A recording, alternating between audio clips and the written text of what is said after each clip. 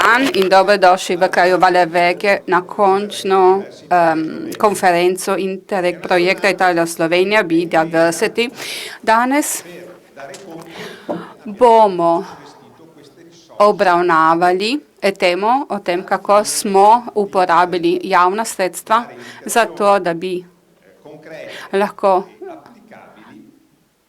podali dejanske namige za upravljanje kmetijskih območij v okviru mreže Narava 2000 in istočasno tudi ponuditi območje, ki bi bilo primerno za čebelarstvo.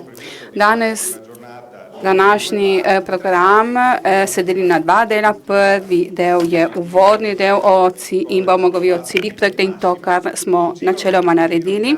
Potem si bomo ogledali na licu mesta orodje, ki smo jih uporabljali, in na to imamo še poročila o tem, kaj smo dejansko delali in katere cilje smo dosegli. Torej, današnji dan bo ne samo zanimiv, temveč tudi prijeten. O tem sem prepričan.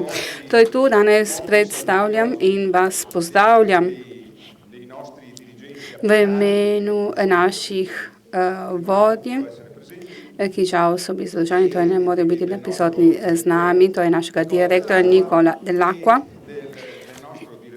in našega direktorja Giustino Mezzalira, ki je tudi čebelar in žal mi je žal, da ni danes tu z nami. Sedaj bi predal besedo gospodu Silvanu Kozar, ki je usklajeval projekt in je bil tudi project manager, torej tega projekta. Po uvodu Silvana bomo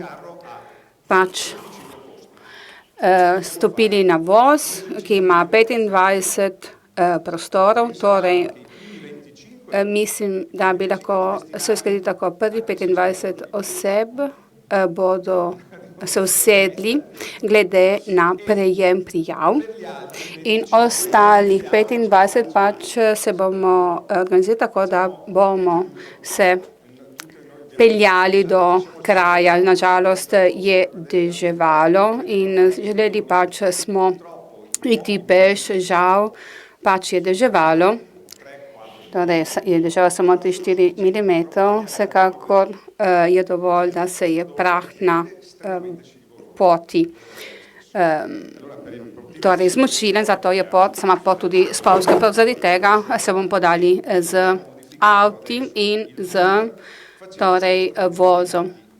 In torej se bomo podali po gramoznih poteh.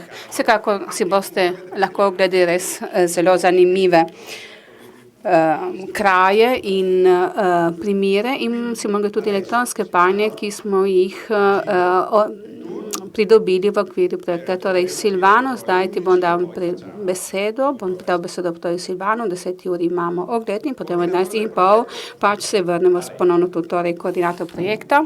Prosim. Hvala, dr. Furlan, za prezentacijo.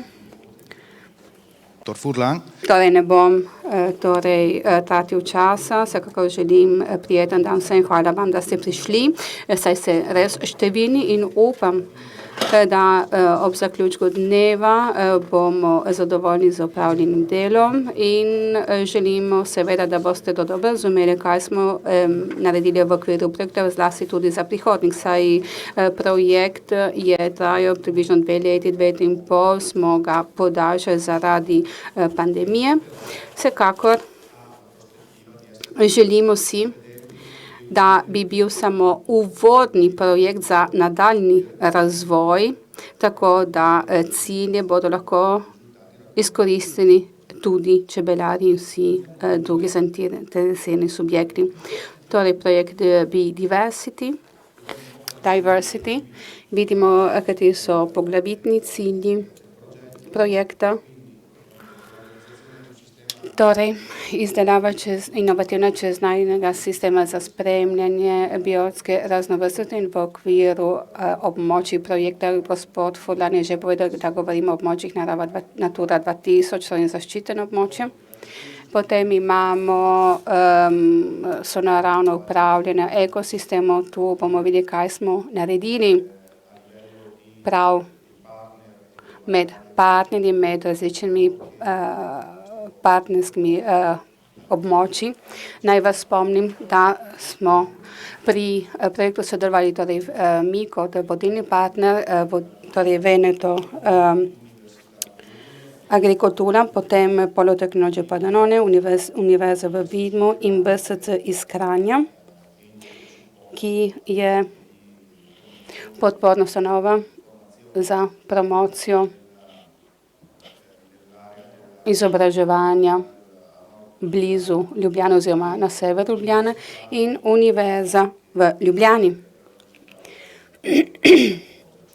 ki jo tu predstavlja profesor Božič.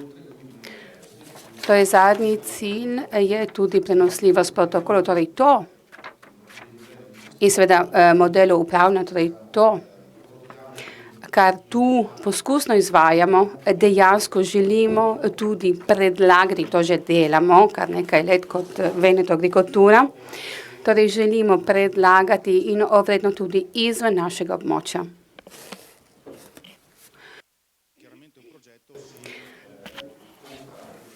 Torej, seveda v okviru projekta smo izvali kar nekaj aktivnosti, torej kaj smo si zamislili in tudi izvedli, torej niz aktivnosti, skupnih aktivnosti med vsemi partnerji, kot vsekakor naknadno med razvojem samega projekta. Vsak partner ima samo svoje značilnosti, prav z področja okolja. Prav zaradi tega smo aktivnosti porazdelili glede na posamezne značilnosti partnerja. Na primer mi, kot torej Veneto Agricultura, imamo območje študija Valle Vecchie, tu imamo kar nekaj omejitev in na tem območju se izvajajo torej aktivnosti, ki so klasične za Padsko nižino, na primer torej proizvodnjo žita.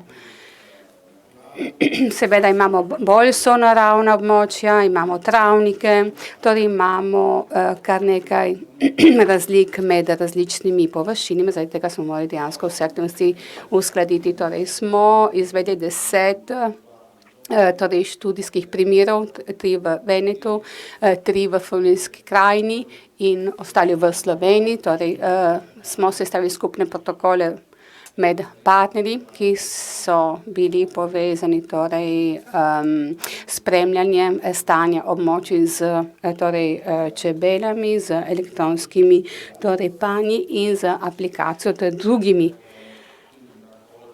aktivnosti, torej pobiranje in tudi setev, kot tudi širitev informacij s pomočjo številnih obiskov, stikov s čebelarji in pobudami promocije in komunikacije.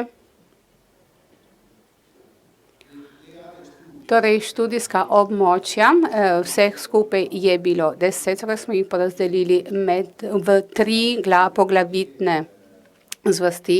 Prva,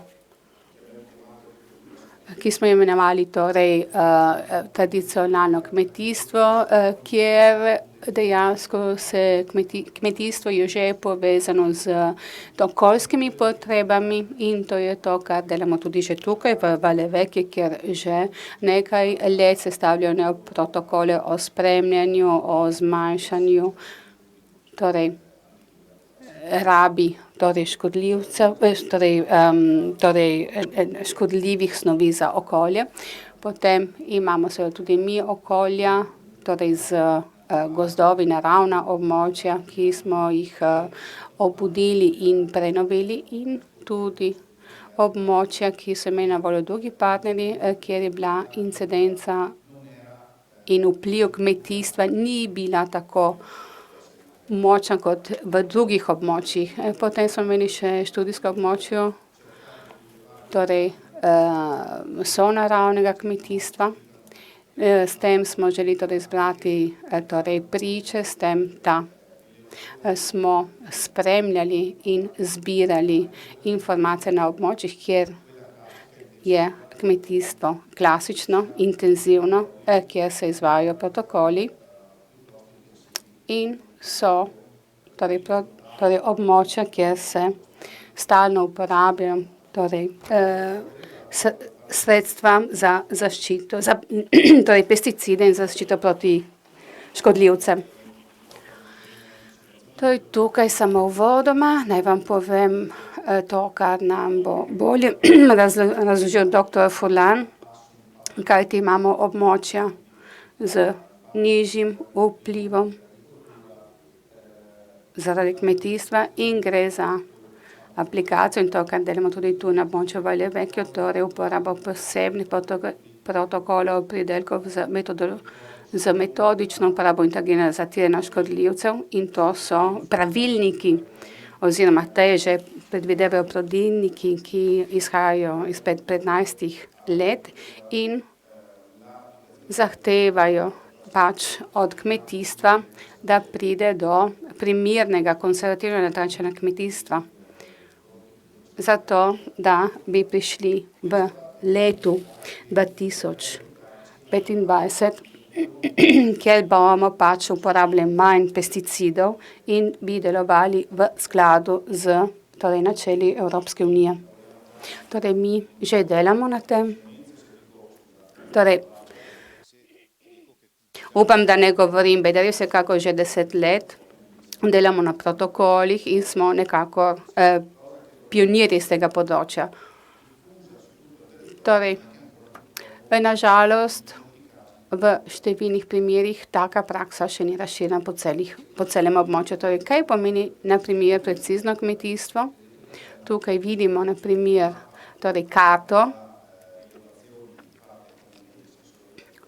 kjer smo različne podatke zbirali za senzor, ki smo jih namestili na traktorjih in smo upravili tudi katastrske karte in tehnične mape, s katerimi smo določili za vsako območje potrebe teh površin glede prav uporabe gnojil in fitosanitarnih obdelav. Torej, različne barve nam povejo, kjer moram gnojiti več, kjer moram gnojiti manj, kjer imam površine, ki ne potrebujejo toliko dušika in zaradi tega pač lahko prihranim prav na dušiku, kjer imamo več plevela in kjer moram bolj osredotočiti poseg z različnimi vrstami tehnike zatiranja plevela.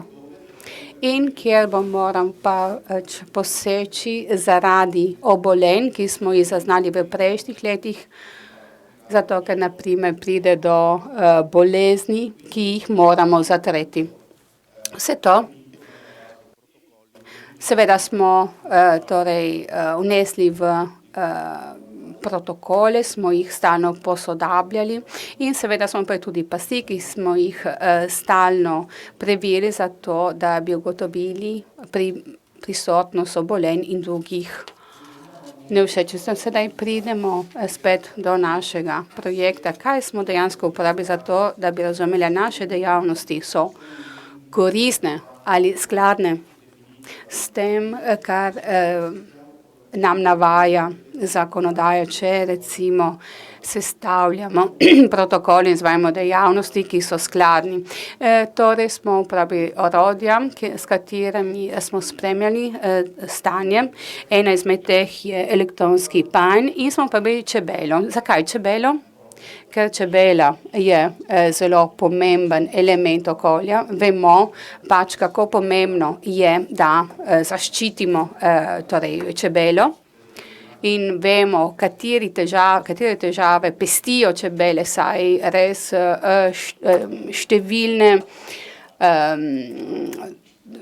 številne zvrsti so že izginile. In torej mi lahko v okviru našega projekta lahko torej preučujemo žuželko, s katero živimo že res tisočletja. Tukaj imamo kar nekaj čebelarjev in mi verjetno poznamo 30-40% sposobnosti čebel in vse ostalo pač ostaje še neznanka. Vsak dan odkrivamo nekaj novega, vsekakor gre za edino zaželjko, ki smo jo nekako udomačili in na katero lahko delamo in lahko pomagamo. Kar se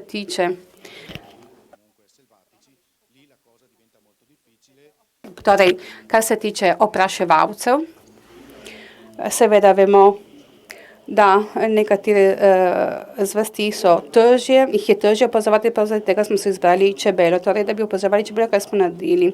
Uporabili smo orodje, v tem primeru jo imenujemo orodje elektronski panj. Ni nič kaj posebnega, ne gre za dejansko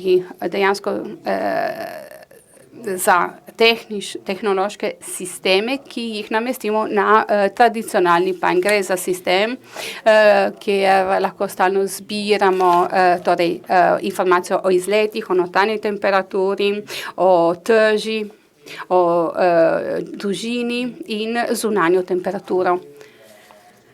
In seveda s tem lahko razumemo in ugotavljamo tudi značilnosti padavine. Torej gre nekako za vremensko postajo, kot pa tudi za zbiranje zelo pomembnih podatkov. Ne bom tratil časa, vsekakor kaj pomeni dejstvo, da vemo, ali čebele izletavajo ali ne.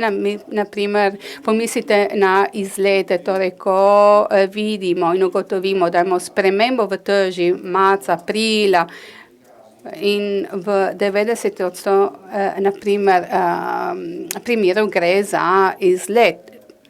Če pa imamo večjo težo od maja naprej, to je gotovo lahko zaradi nabiranja medu. Če pa se to zgodi naknadno, torej da pride do izgube teže, lahko imamo naprimer kakšno vpliv človeške dejavnosti v bližini, ki je naprimer negativno vplivala na čebele.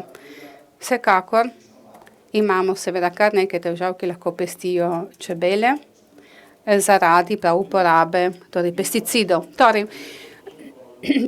s tem sistemom lahko stalno spremljam stanje panja in celotne postaje. Kajti seveda ne moremo opremiti vse panje z elektronskim sistemom. Vsekakor dober čebelar ve, kateri panji svoja postaje, ki je naprimer sestavljena iz 15-10 panjev, ima značilnosti, ki lahko podaja povprečne podatke. Torej, elektronski sistem moramo graditi v tisti panj. Dober dan.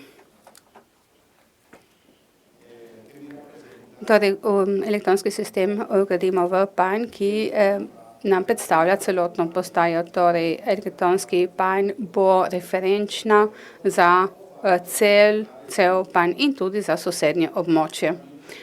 Kajti stanje bi lahko bilo primerljivo prav na površini 10 kilometrov. Torej je lahko koristno ne samo za tiste, ki imajo postajo, temveč lahko te podatke si delijo za druge čebelarje, kajti če imamo velike spremembe v teži zaradi pobiranja ali pa izleta, seveda lahko je težava v panju ali pa zaradi slabega poznavanja čebele. Vsekakor verjetno iste težave se bodo pojavile tudi v drugih panjih, morda zaradi sličnih oziroma podobnih vremenskih pogojev. Tukaj vidimo, smo že povedali, katere informacije nam podaja tovrstni panj. Tukaj vidimo, kako je sestavljen panj. Imamo dva panja. Imamo panj, ki so ga nam dali slovenski partnerji in ta je slovenski panj.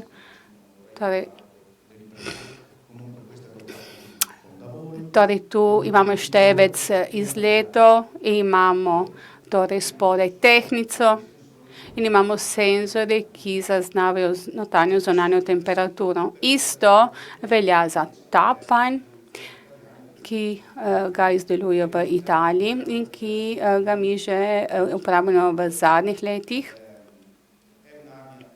Gre za podoben panj, torej izmere so podobne, ta je malo bolj enostavna, primer s prejšnjim. Torej Slovenija, dovolite mi, da to rečem. Torej Slovenija je manjša država glede v primeru za Italijo, vsekakor iz čebelarskega področja je Slovenija bolj moderna, tako pri organizaciji kot pri kakovosti. In tudi, ko smo se govorili z strokovnjaki, ki so nam dali na voljo, torej panj prejšnji, torej slovenski panj, ima dodatne tehnične značilnosti, ki v Sloveniji uporabljajo, v Italiji pa ne. Tu imamo torej sončni panel, s katerim se sistem napaja, imamo števec izletov in v notranjosti imamo sondo, s pomočjo katere zaznavamo notranjo temperaturo in tu imamo še dodatno sondo, ki zaznava zunanjo temperaturo. Imamo tudi senzor za dež, torej ne pove mi, koliko milimetrov dežja je zaznal, vsekakor mi pove samo, če je deževalo ali ne. Kot sem že prej povedal, torej panj imamo že kar nekaj let. Zakaj? Zato, ker smo že začeli pred 2 letoma oziroma 3 leti z nekaterimi čebelarji in čebelarskimi zdruštvi, največjimi, torej smo že podpisali osnovno konvencijo, zato da bi lahko vzpostavili deželno omrežje spremljanja in torej na območju Valeveke smo postavili, torej sodelujemo z različnimi območji, smo postavili torej panje, imamo 7 pokrajin v Venetu in si želimo torej postaviti 2-3 postaje za vsako pokrajino, zato da bi obravnavali širše območje tudi z aplikacijami, ki bomo naknadno preverili. Torej, s tem želimo pač zbirati podatke, ki bi jih na to tudi posredovali čebelarjem. Želimo torej pridobiti točne podatke, naprimer v Benetkah, naprimer organiziram omrežje, imam 4-5 postaj in te postaje mi morajo podati informacijo za celo območje oziroma pokrajino. Seveda mi bomo upravljali in obravnavali te podatke ustrezno. In ta podatek, ko ga predstavim kmetovalcu iz Portogruare ali Chiogge, mora biti koristen za oba. To ne bo preprosto delo, vsekakor skušamo in delamo na tem, zato da porazdelimo območje na homogene cone. Torej, rezultati projekta. Torej, eden je priročnik dobre kmetijske prakse, torej kaj mi predlagamo in kaj smo mi ugotovili. In potem imamo še razvoj spletne aplikacije.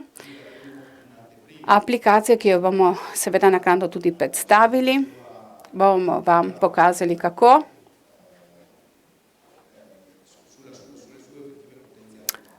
deluje, katere potenciale ima. Torej, zaradi težav, s katerimi se soočajo do prejšnje spomladi, saj je bila tudi, se nismo mogli srečati in nekatere dejavnosti so še v fazi razvoja, kajti torej, vzpostaviti en sistem z različnim sistemom, upoštevati vse potrebe z različnim ocenjevanjem različnih torej strokovnjakov, seveda ni tako preprosto. Torej, prikazali vam bomo, kako naj bi delovala aplikacija, vsekakor želimo si torej zaključiti izdelavo projekta, tako da tako kmetovalci kot čebelarji bodo lahko torej si naložili aplikacijo, klikli nanjo in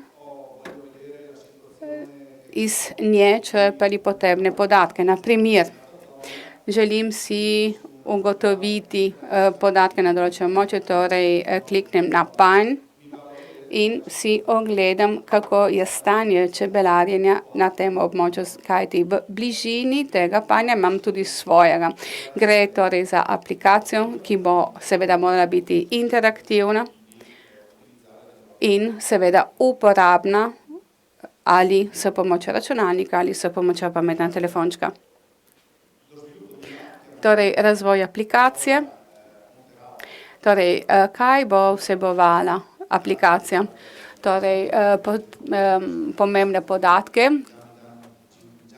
ki mi dajo, torej, mi prikažejo stanje zdravja panja, bomo pa tudi zbirali še dodatne podatke.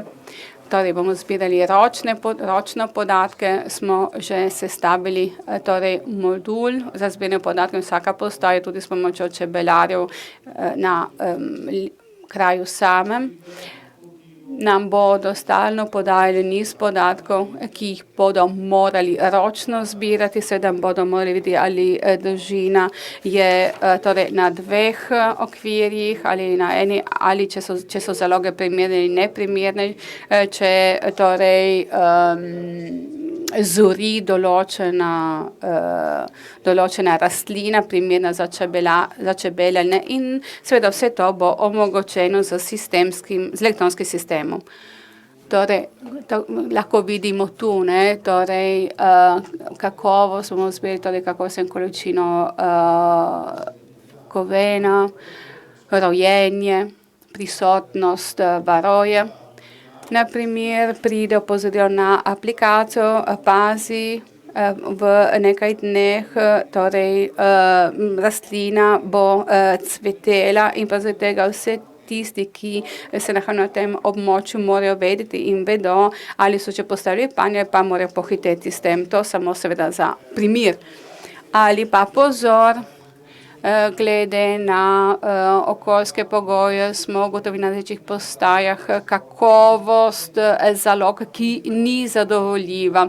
In prav zaradi tega, torej z opozorilom, bodo čebele lahko preverili stanje torej panja in dali torej in poskrbeli za čebele. Na primer, prav avgusta smo poskrbeli za čebele, kajti avgusta niso vedeli, kam iti, da bi torej pobirale cvetni prah. Nažalost, čebele seveda se ne hranijo z mesom, torej pobirajo torej med, seveda, in nektar. In to je to, zaradi tega moramo za nje poskrbeti. Torej moramo nekako delovati vnaprej, moramo predvideti vnaprej, moramo predvideti točne podatke in tudi koristne seveda za čebelarje in nenazadnje tudi za kmetovalce. Nekatere podatke, ki jih bomo zbirali o smrtnosti čebel, pazite, na primer, na določenem območju smo opazili, da je smrtnost višja. In to seveda potem bomo morali podpreti z točnejšimi podatki, na primer analiza stanja. Vsekakor, če ugotovimo določeno smrtnost, na primer v sadovnjakih, v določenih trenutkih, smo že opazili, da imamo višjo smrtnost čebel v določenem trenutku, torej iz našega vidika imamo že povezavo, ne, med smrtnostjo in razlogom. Vsekakor, da bi ugotovili podobnejše podatke, na primer v primeru prav vinogradov, moramo pač dodatno izvajati dodatne analize, na primer analizo tudi nektarja in drugih elementov. To je lahko koristno tudi za kmetovalce, kajti ko se kmetovalci zavedo, da so napačno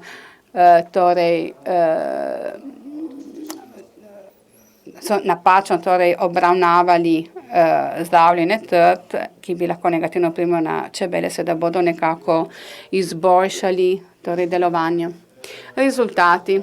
Torej, kar lahko povemo, je, da pravilno izvajanje aktivnosti je bilo samo po sebi umevno, mi vsekakor smo želeli poudariti pomembnost sonaravnega delovanja in to seveda je povezano z našimi območji, kjer imamo posebne kulture, druge območja, ki so bolj sonaravno in kjer je tudi vpliv manjši, imajo seveda boljše ohranjeno biotsko raznovrstnost. To je zelo posebno moč, vsekakor lahko vam povem in o tem sem prepričan, da odkar se je začela faza ponovne obnove območja Valle Vecchia, gre za dejansko otok, saj ga obkrožajo kanali. Torej gre za obnovo z saditvijo grmičevja, z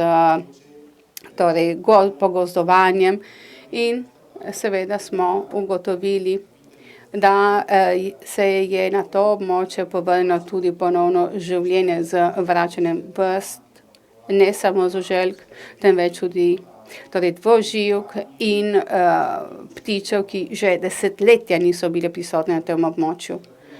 Če kdo ima priložnost, vam predlagam, da se sprehodite ob koncu novembra, decembra, januarja, da si ogledate naša polja, kako na njih bivajo, se pasejo race in divje race.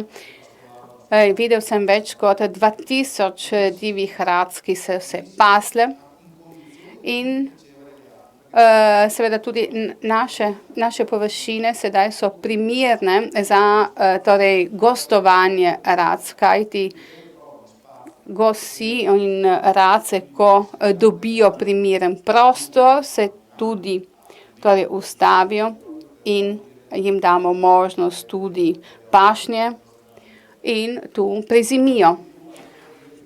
Nenazadnje smo opazili tudi, da race in gosi pridejo in prezimijo in potem grejo proti Sibirju, da bi se razmnožile. Seveda tudi tu se razmnožijo in smo videli kar nekaj primerkov spomladi. To je znak kakovosti našega okolja. In s tem zaključim s tem primerom.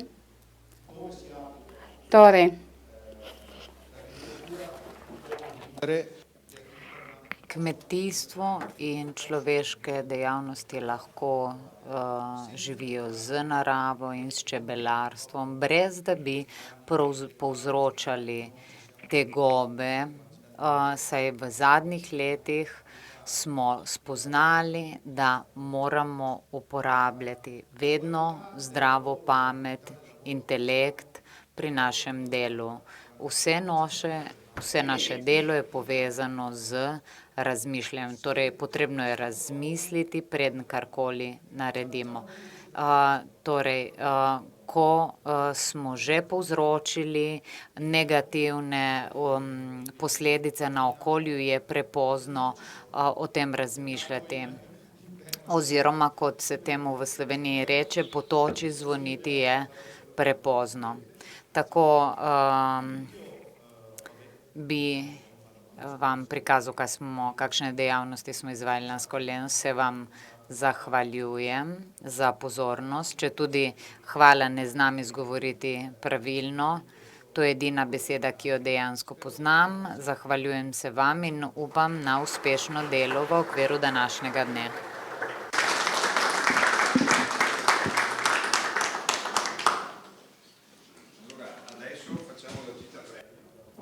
Sedaj se opravičujem, ponovno ne uporabljajo mi. Torej, sedaj gremo na ekskurzijo in nagrada za vaš trud pride po ekskurziji. Naredili smo sicer spremembo, ki je bila navedena na zemljevidu. Morali smo pač spremeniti samo pot zaradi nevarnih površin. Vključili smo seveda tudi določene točke, zato se bomo pač sprehodili. Sprehod bo vsem dobrodel. Danes je tudi sama temperatura v redu. Prosim, voz nas čaka zunaj. Mi smo se odločili za demokratično tiranijo. Tisti, ki imate tukaj blizu avtomobil in lahko s seboj peljete še kakšnega kolega, bi bilo super, ker bomo dejansko peljali po tistih poteh, ki so primerne tudi za vožnjo z avtomobili.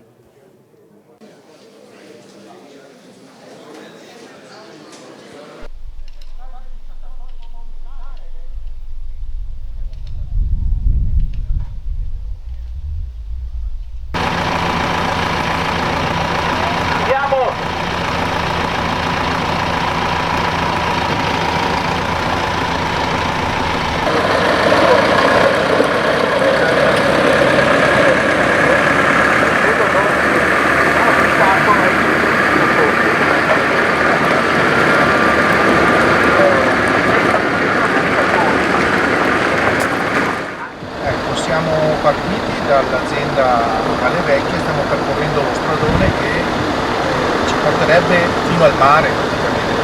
Chilometri più avanti abbiamo la spiaggia, la pineta.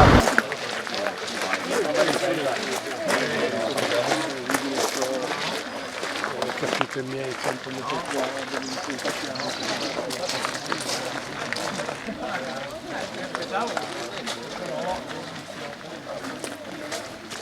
v Padovi. Tukaj imamo polja, imamo dejansko te kanale, na vsakih 30 metrov imamo eno in dejansko parcele so od 300 do 400 metrov dolgo.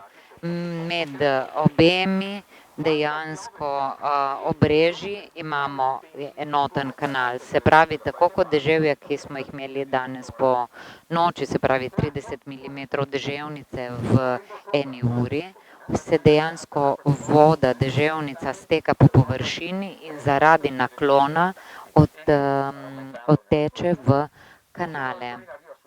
Na takšen način odteče v jarke in tu se zbira potem, kjer vidite pod mano. Se pravi, vsi jarki na zahodnem delu naše kmetijske zadruge imajo dejansko avtomatizirane zapornice. Upam, da jo uspete videti od blizu. Imamo senzor za slanost in senzor, s katerim merimo raven vode. Ko dejansko oba senzorja zaznajo določene vrednosti, sporočajo seveda centrali. Seveda, če signala ni, pomeni, da je situacija vodostaj miren, če pa se vodostaj spreminja, potem javlja stopnjo slanosti, se pravi, govorimo o 300.000 mikrosiemensov na kvadratni centimeter, se pravi, prevodnost odgovarja stopnji slanosti, potem se zapornica dvigne, ampak le, vkolikor je raven vodostaja zadostna. Se pravi, telenadzor javlja, kakšna je kvaliteta vode, in če je kvaliteta vode ustrezna, potem se zapornica dvigne, se pravi, ena se odpre, dve se zapreta in tako naprej, vse dokler je kakovost sladke vode primerna. V primeru, da bi voda bila dejansko slaba, potem bi zapornice bile nenehno zaprte. Mi smo pač v našem kompleksnem algoritmu določili, da pri določenih ravneh se zapornice vsekakor odprejo in tako dejansko spustijo prekomerne količine vode. Torej, od drugod voda prihaja v tale kanal z Bregavalem, ker imamo dejansko zapornico, ki zagotavlja določeno raven vode.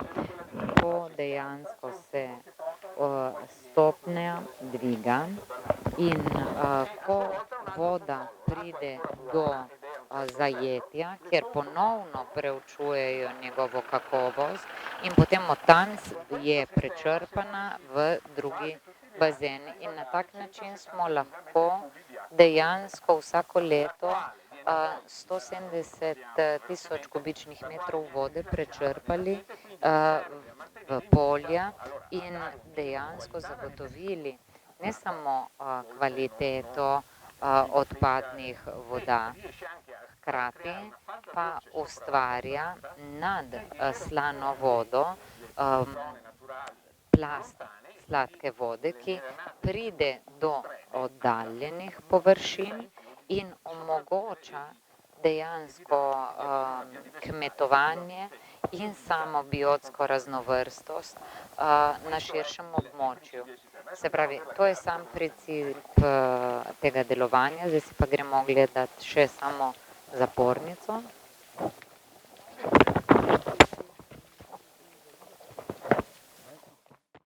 Tehnike kmetovanja, ki jih uporabljamo. Tale seveda ima električno napajanje, vse ostale pa dejansko uporabljajo fotovoltaiko, kar pomeni, da imamo tukaj baterije, v katerih se akumulira sčasoma potrebna električna energija in seveda tudi elektromotor. Se pravi, ko je kakovost vode dobra, danes ponoči padavine pač niso bile izdatne, je dejansko so tla zaradi izsušenosti vse posrkale. Torej, zato da bi tukaj lahko videli vodo, povečan vodostaj, potrebujemo bistveno več dežja. Se pravi, sonde, senzori, ki se nahajajo spodaj, oddajajo signale in na tisti, ki pač uspete to vidite, imate spodaj zapore v 3 položajih, 2, ki dejansko omogočajo celotno zaporo ali celotno odprtje in 1, ki omogoča pač več nastavitev. Ponovno na podlagi ocene, da je potrebno v samemu kanalu pustiti vode, lahko to počnemo samodejno ali pa ročno.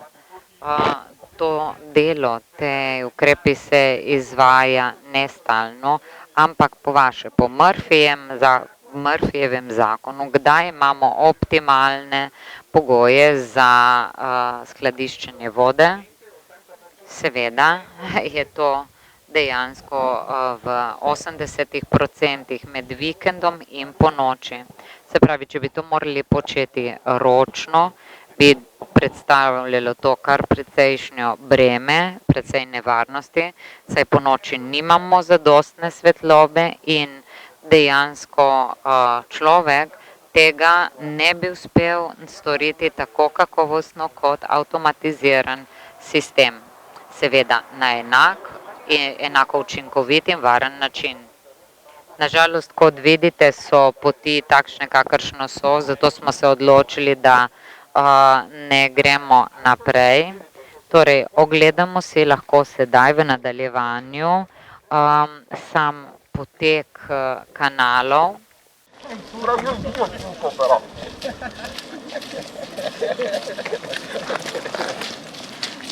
Comunque sì, dai.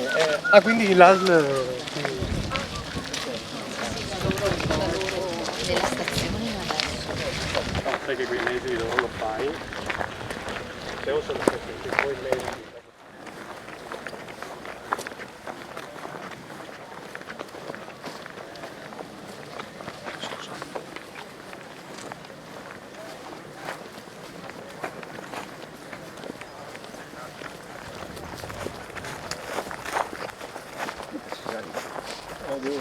Perché sennò ho la gamba fa male.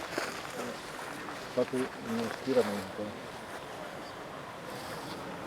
Guarda Anna 3, anche cigni. Sedaj si boste lahko sami ogledali, da dejansko je bila moja trditev utemeljena. Bazen s katerim napajamo polja, je dejansko območje, ki je povečalo biotsko raznovrstnost na tem območju. To lahko tudi sami vidite. Zjutraj pa dejansko boste težko videli sploh vodno površje, kar šele zvečer. Torej, poskušal vam bomo obrazložiti, kako to deluje.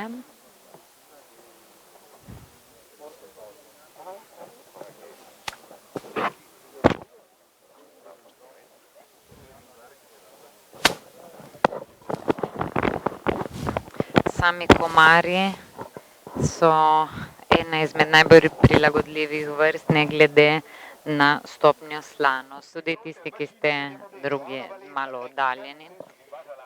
Smo pred bazenom, in sicer na podlagi samega vodostaja lahko razporejamo sladko vodo na celotno območje Natura 2000, ki znaša 600 hektarjev.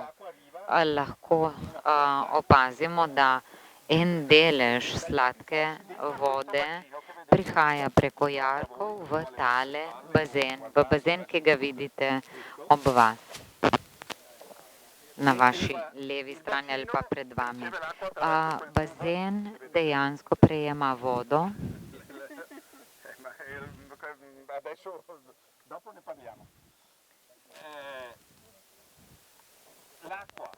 Voda prihaja v bazen, vodostaj se poveša, in ko doseže določeno stopnjo, se aktivirajo 3 črpalke, ki črpajo 150 litrov na sekundo, kar pomeni, da lahko prečrpajo precejšnjo količino vode.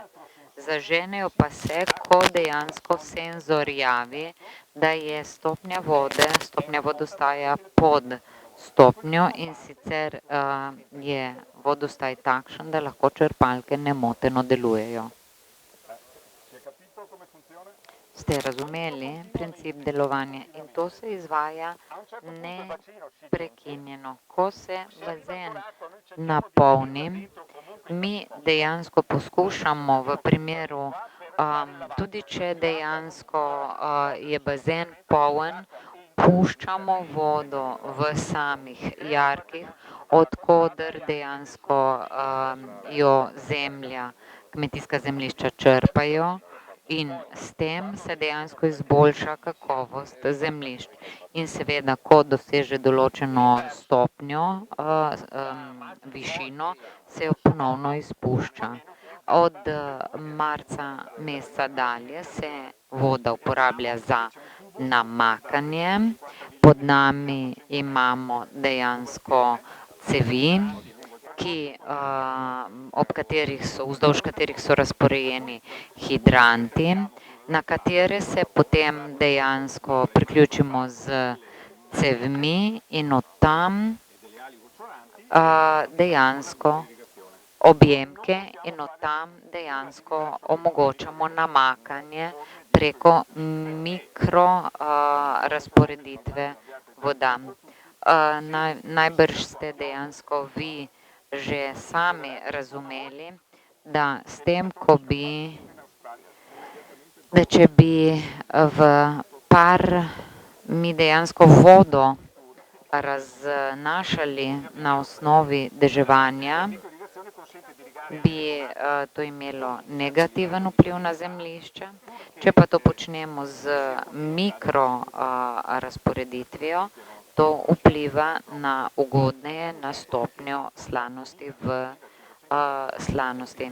Uporabljali smo dejansko tudi vodo, ki ima rahlo povišano slanost, smo imeli dobre rezultate. Se pravi, z dobrim upravljanjem lahko kljub temu ustvarimo oziroma dosežemo dobre rezultate. Na tak način se ustvari plast sladke vode nad vodnimi površinami, ki so bolj slane. Vedeti morate, da dejansko pod nami imamo laguno, pod nami je morje, in dejansko tale del našega kmetijskega ozemlja se nahaja 2 do 3 metre pod ravnjo morja. Kar pomeni, da imamo tukaj dejansko zelo močan pritisk slane vode, ki nas obkroža in se nahaja v podtalju. Na hitro bi bilo to vse glede samega mehanizma zbiranja sladke vode in to je dejansko bil projekt, ki je bil leta 2017 nagrajen kot Best Life, dobra praksa in je bil izpeljan v obdobju 3 let pa pol. In po končanem projektu so nam ostale strukture, ki so sedaj dejansko del rednega dela kmetijske zadruge. Lansko leto smo imeli svetovni dan, organiziran tukaj mikronamakanja, 8. julija 2021. In takrat smo dejansko prikazali vse najbolj napredne tehnike za mikronamakanje in za čim bolj racionalno uporabo oziroma potrošnjo sladke vode. S tem bom zaključil, ker imamo zelo malo časa na voljo. Če imate vprašanja, izvolite. Torej, trenutno lahko vidite, da je vodostaj zelo nizek zaradi uporabe vode v tem območju. Ko je vodostaj maksimalen, potem voda doseže, gladina vode doseže 30 do 40 centimetrov niže od samega grebena. Sedaj se vrnemo dejansko na voz in v avtomobile in gremo si ogledati naslednjo točko.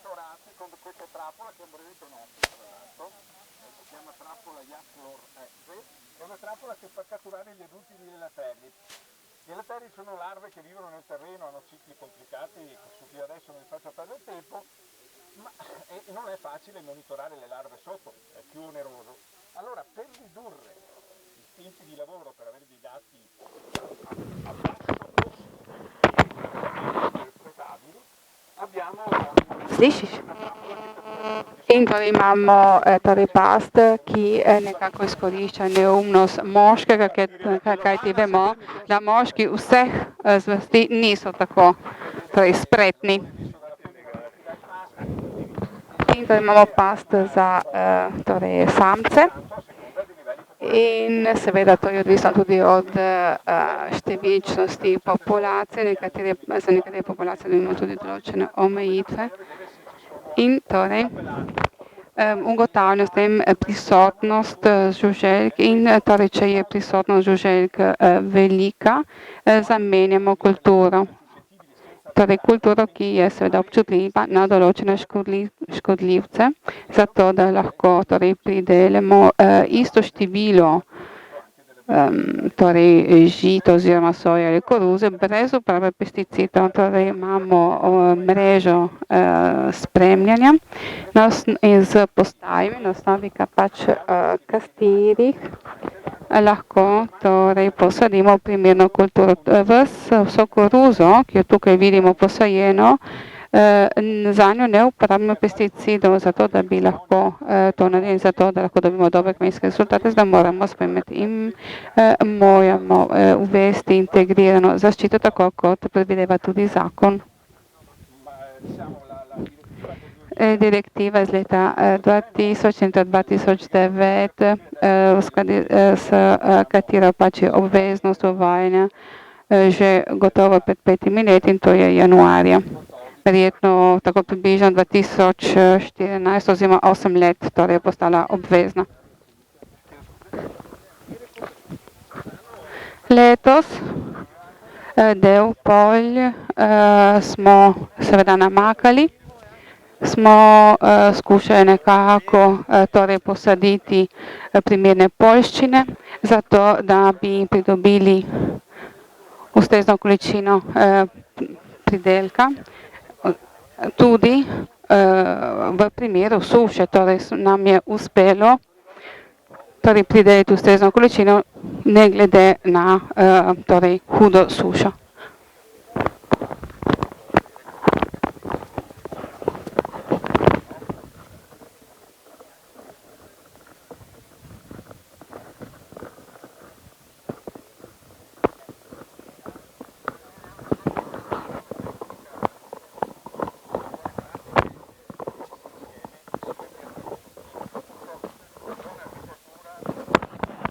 Torej naj povemo, da primerno kmetovanje zahteva tudi vsestranski pristop.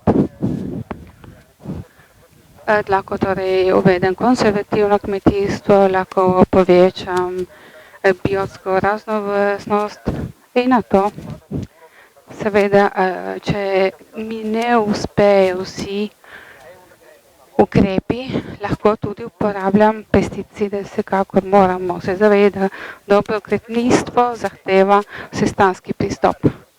In za spremljanje žuželk pač je potreben ustrezen pristop, da zmanjšamo dejansko uporabo pesticidov. Tako kot vam bom predstavil kasneje v prezentaciji, nam torej rezultat je zagotovljen. Seveda pri tem se moramo potruditi in moramo tudi razpravljati s primerno tehniko. In tudi torej tehnična oprema mora biti primerna in isto velja za tehnično podporo. Torej nekatere rešitve so dokaj preproste, vsekakor ne moremo jih izvajati, kajti nimamo dovolj rezultatov. Tukaj vidimo sedaj kulturo. To kulturo smo posadili zato, da bi imeli primerno alternativo za čebele v trenutku, ko ni cvetenja ali ga imamo premalo. Torej, osnovna zamisel pri tem, katera je. Torej, seveda delamo še na tem, nimam seveda dokončnih podatkov in torej tudi mi šele se učimo. Torej, želeli smo torej trajnico. Trajnic, torej ga posadim in vsako leto zori, vidite, da je preživela zimo, nismo izgubili nobene rastline in vsako leto pač ponovno rojeva torej cvetove in je res uspeva zelo, zelo dobro in proizvajamo tudi veliko biomase. Torej, sedaj si oglejmo si cvet. Torej, vidite, še cveti. Torej, tudi letos smo imeli dokaj številne cvetove, kako lansko leto seveda je cvetela veliko več, letos pač je malo bila prikrajšana s cvetovi, kajti je bilo dolgo sušno obdobje. Torej smo proizvedli veliko biomase, tudi za metan in pri tem bi lahko seveda tudi biomaso uporabljali za torej proizvodnjo torej goriva po cvetenju. Pri tem smo izkoristili dejansko rastlino tekom celotne življenjske dobe. Smo izkoristili torej kulturo seveda za čebele in na to seveda žanjem oziroma posečem in uporabljam steble za biomaso. To je drugo leto, ko pobiramo vzorce. In seveda, če prejemate našo okrožnico, seveda se lahko tudi vpišete, če je ne prejmete, lahko torej v njej zasledite vse rezultate oziroma postopke, ki jih izvajamo. Tako kot tudi seveda preizkus. Če želite, se lahko ogledate polje tudi strani.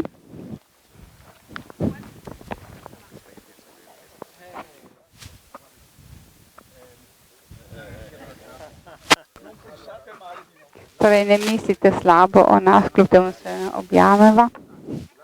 Torej, prejšnje leto je bilo spomladi precej težavno in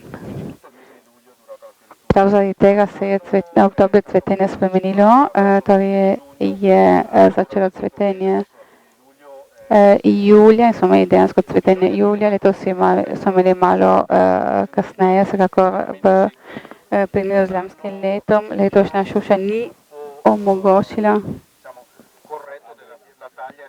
primeren razvoj velikosti cvetov.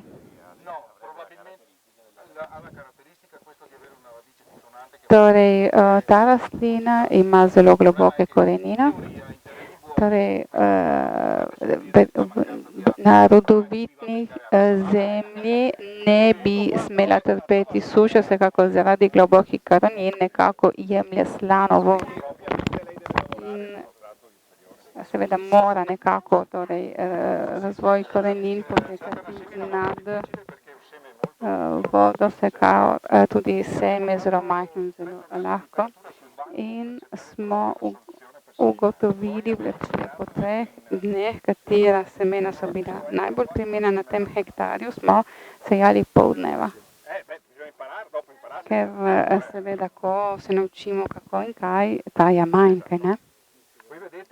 Tukaj vidite, kako lahko je seme in zaradi tega to ni tako preprosto sejati.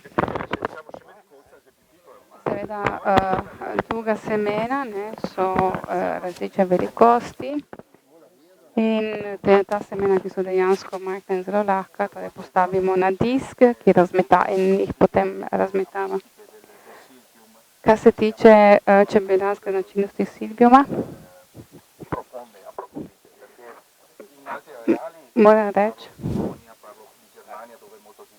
torej, da na Poljskem in v Nemčiji so bili rezultati res dobri in torej tudi pridelek znaša od 300 do 400 na hektar, vsekakor pri naših okoljskih pogojih tega ni mogoče doseči, ker se razlikujejo od držav Severne Evrope vsekakor.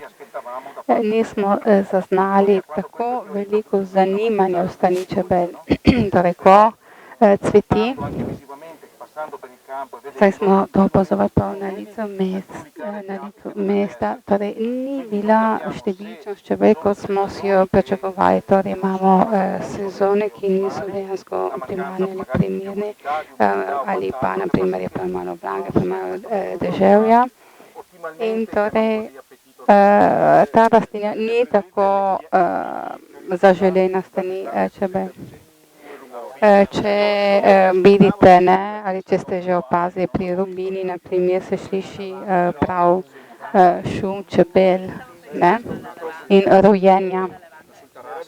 Na primer tudi pri sivki, ko imamo torej čebele na sivkah, se sliši prav rojenje. Torej na žalost nimamo veliko.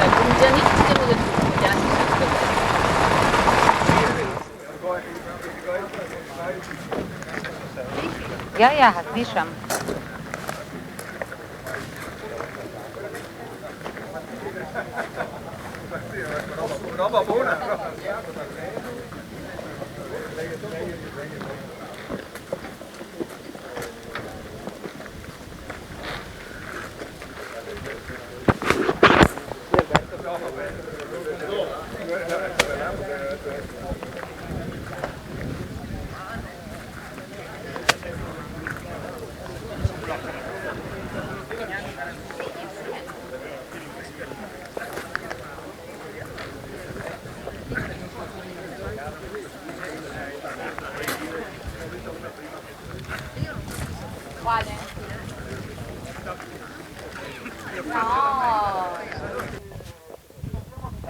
Se opravičujem, ne slišim več govornika.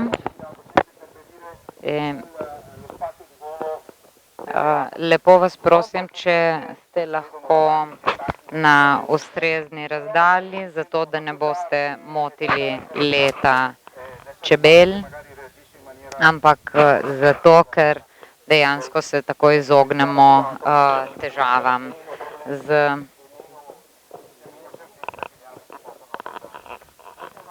Io non lo sento. Io non lo sento assolutamente. Običajno imamo različne faktore, ki vplivajo na obnašanje čebel. Torej, kot lahko vidite, je to ena od postaj, ki smo jih spoznali. V tem primeru imamo pan, elektronski pan z napravami, ki so nameščene. Nažalost, nismo si mogli ogledati še ta drugega, ker je težje dostopna, da bi šli peš. To je dejansko tehnologija Melixa, italijanske proizvodnje. Ima vago štetja preletov, katerim se je potem dodalo solarne fotovoltaične celice, zato da se lahko zagotavlja zbiranje podatkov. In v teh zadnjih panjih, tem zadnjim panjem smo dejansko dodali še antene, oddajnike, zato ker se nahajamo dejansko na območju, ki se nahaja pod gladino morja in smo obkroženi z valobrani oziroma nasipi, zaradi tega dejansko samo omrežje ni optimalno. Čim ga dejansko dvignemo pol metra, je že sama kakovost oddajanja boljša. Imamo seveda občasno tudi tako imenovane komunikacijske luknje, vendar samo zbiranje podatkov je optimalno. In potem imamo tukaj še sondo, s katerim merimo temperaturo v notranjosti panja, seveda senzor za vlago. Predhodno je bilo rečeno, če ne bomo odpirali panjev, jaz osebno se ne čutim in iz čisto higienskih razlogov mislim, da ni prav. Antonello sem želel vprašati, če mi lahko pokaže, kakšna je sama aplikacija in njeno dejansko neposredno delovanje. To ni neka nebuloza, seveda delo je še vedno v teku, ogromno podatkov je potrebno vnesti, registrirati, parametrirati. In ko mi dejansko vidimo podatek, je treba vedeti, da dejansko podatke oddajajo sami panji, podjetje, ki se dejansko ukvarja z zbiranjem podatkov, potem tole obdeluje. Podatke je potreba potem prenesti v samo aplikacijo. Tehnologija je krasna zadeva, vendar velikokrat se obnaša tako kot človek. Ker z njo upravlja človek, se pogosto tudi zgodi, da so tehnologije med sabo nekompatibilne. Zato je pač potrebno dodatno preučiti, kakšni so recimo valovi, oddajniki, prenosi. Lahko je včasih so merske enote v sami spletni aplikaciji rahlo spremenjene, imajo različne recimo intervale in ne odgovarjajo grafom, ki jih lahko dejansko si jih lahko gledamo kot originalni, v originalnem izvoru.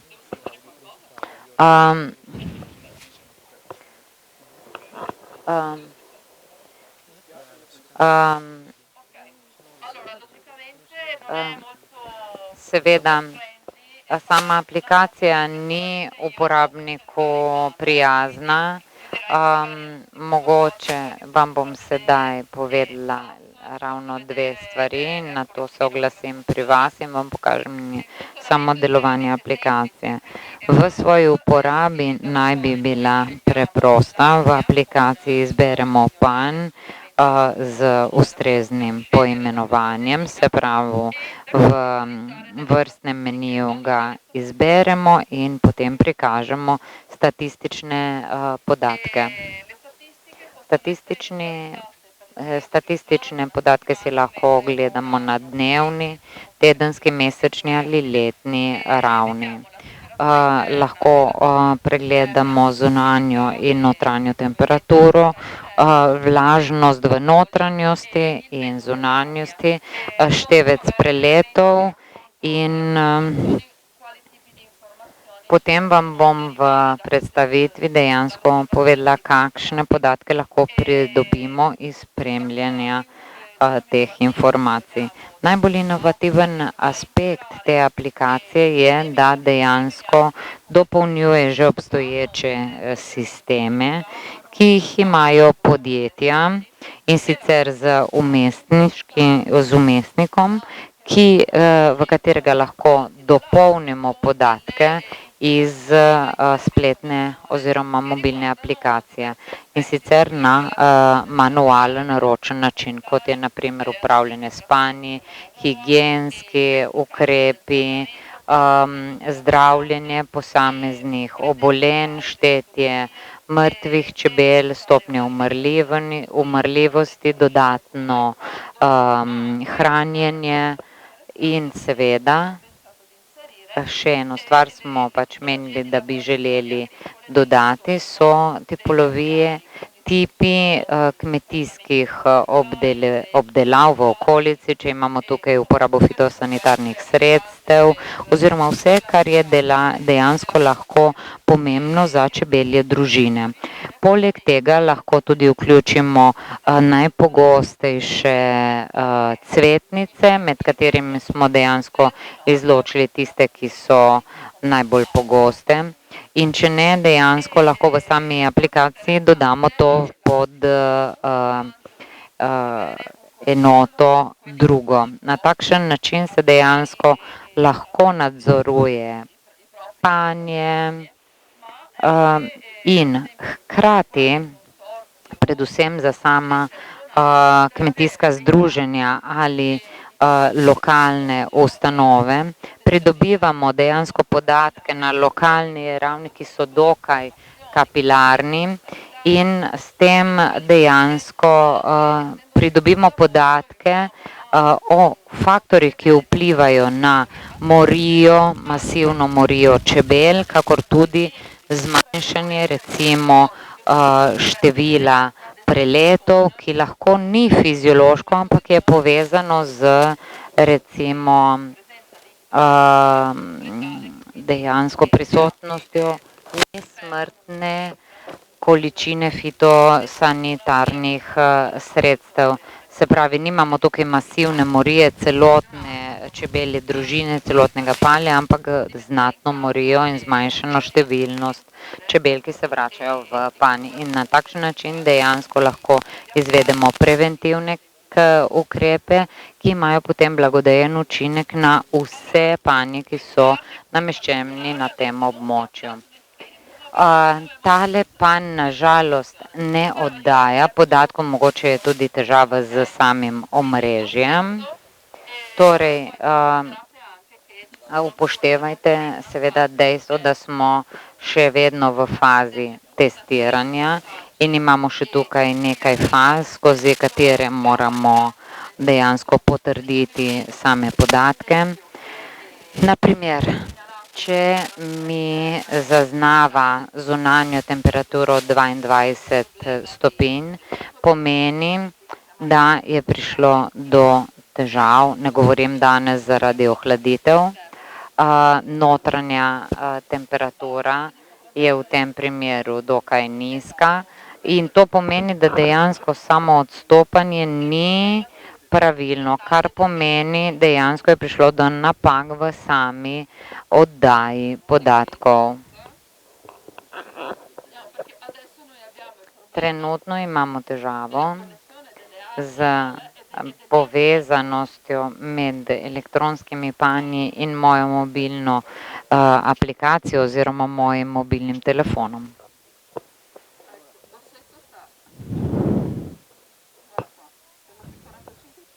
Trenutno dejansko panj v Dosetu je zaznal zmanjšanje teže na 45 kilogramov, maksimalna teža je bila 46 kilogramov in v moji predstavitvi diapozitivah imam potem tudi prikaze, grafične prikaze, kjer lahko konkretno vidimo, kdaj gredo čebele obirati dejansko nektar in cvetni prah in spremembo v teži panja, ko se čebele vrnejo in so naložene. Se opravičujem, vendar ni slišati govornika, zaradi tega, ker je oddaljen mikrofon.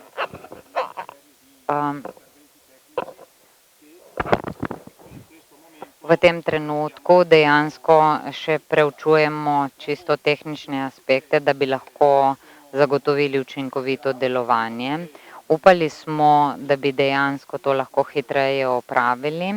Prišlo je do določenih zapletov, ampak to so zgolj tehnične narave, ki se bodo razrešile v okviru tedna, mogoče maksimalno meseca. Zato, ker mi moramo z delom zaključiti in dejansko oddati v najkrajšem možnem času končni rezultat.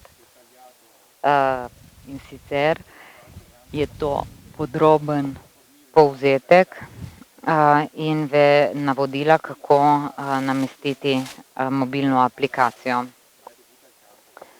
Problem tukaj ni toliko povezan samo aplikacijo, kot z pomanjkljivostjo omrežja. Se pravi, tukaj imamo dejansko te luknje v telekomunikacijskem omrežju.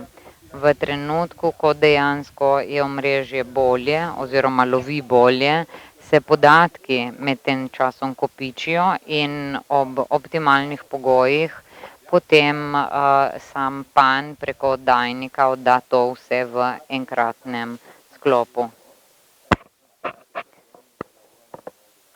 Druge postaje delujejo drugače. Težava je prav v integraciji različnih tehnoloških sistemov.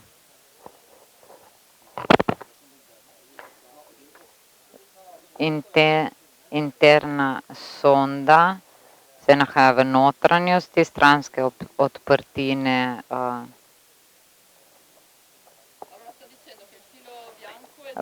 bela žica je povezana z panelom, medtem ko črna žica je povezana z oddajnikom. Torej, števec preletov, in sicer je to ta bela naprava, medtem ko iz te bele naprave gre kabel in dejansko oddajnik vsebuje tudi SIM kartico In tam tudi dejansko namestimo sondo, senzor, s katerim merimo temperaturo v notranjosti. Zunaj pa je nameščen senzor za merjenje količine padavin. Nameščeno je vse v zgornjem delu zaradi toplote. Poleti bi lahko to tudi namestili na centralen ali spodnji del, vendar mene zanima tudi, kakšna je temperatura v samem panju. In običajno se same čebelje družine zadržujejo v zgornjem delu panja v času prezimovanja, tako da dejansko sam senzor nameščamo čim bliže družinskemu gnezdu. Sam senzor je pa sestavljen iz elastičnega železnega materiala. V sami aplikaciji imate dejansko možnost nastavitve varnostnih parametrov. To pomeni, da če imamo težo, ki gre pod mejno vrednost, pomeni, da se je v samem panju nekaj zgodilo, lahko pa tudi nastavimo zgornjo mejno vrednost, ki pomeni, da je pač potrebno obrati ali dodati karkoli. Enako velja za temperaturo. Dejansko parameter pustijo relativno nizek. Vse se lahko dejansko ročno namesti, ampak so dejansko to pozivi, ki se samodejno dejansko pošiljajo zaradi tega, ker jih spremljajo tehniki čebeljarji v naših postajah. Oni dejansko mi sledijo količinam recimo določenih obolenj in to zaznajo. Recimo obolenje smo zaznali v visoki številčnosti varroa v tem pa tem elektronskem panju ali pa na tej pa tej postaji. Dejansko to štejemo ročno. Govorimo pa, da v prihodnosti, glede na to, da imamo števec preletov, ki dejansko jih šteje preko videoposnetkov, to pomeni, da dejansko, da bi lahko vključili tudi sistem prepoznavnosti, ki je odvisen od same resolucije posnetkov. Zelo verjetno veliko število izmed vas vedo, jaz sem dejansko pred časom objavil študijo glede ameriških tehnologij, ki so trenutno v fazi eksperimentiranja v Ameriki, kjer se dejansko vključuje tole varroa in je povezana z laserjem. In laser dejansko ob prehodu same čebele onemogoči bolezen oziroma zajedavca. Govorimo trenutno o prototipih z neverjetno astronomsko ceno, vendar mi smo trenutno dejansko delovali bistveno več na tem, kaj pride po samem štetju. Se pravi, mi smo bolj orientirani na različico 3.0. Same dejansko govorce bomo potem prosili, da naj bodo v zaključnem delu čim bolj kratki. Če si želi kdo ogledati aplikacijo, brez težav sem tu na voljo, zato ker je tukaj preko telefona bistveno lažje kot preko samega računalnika.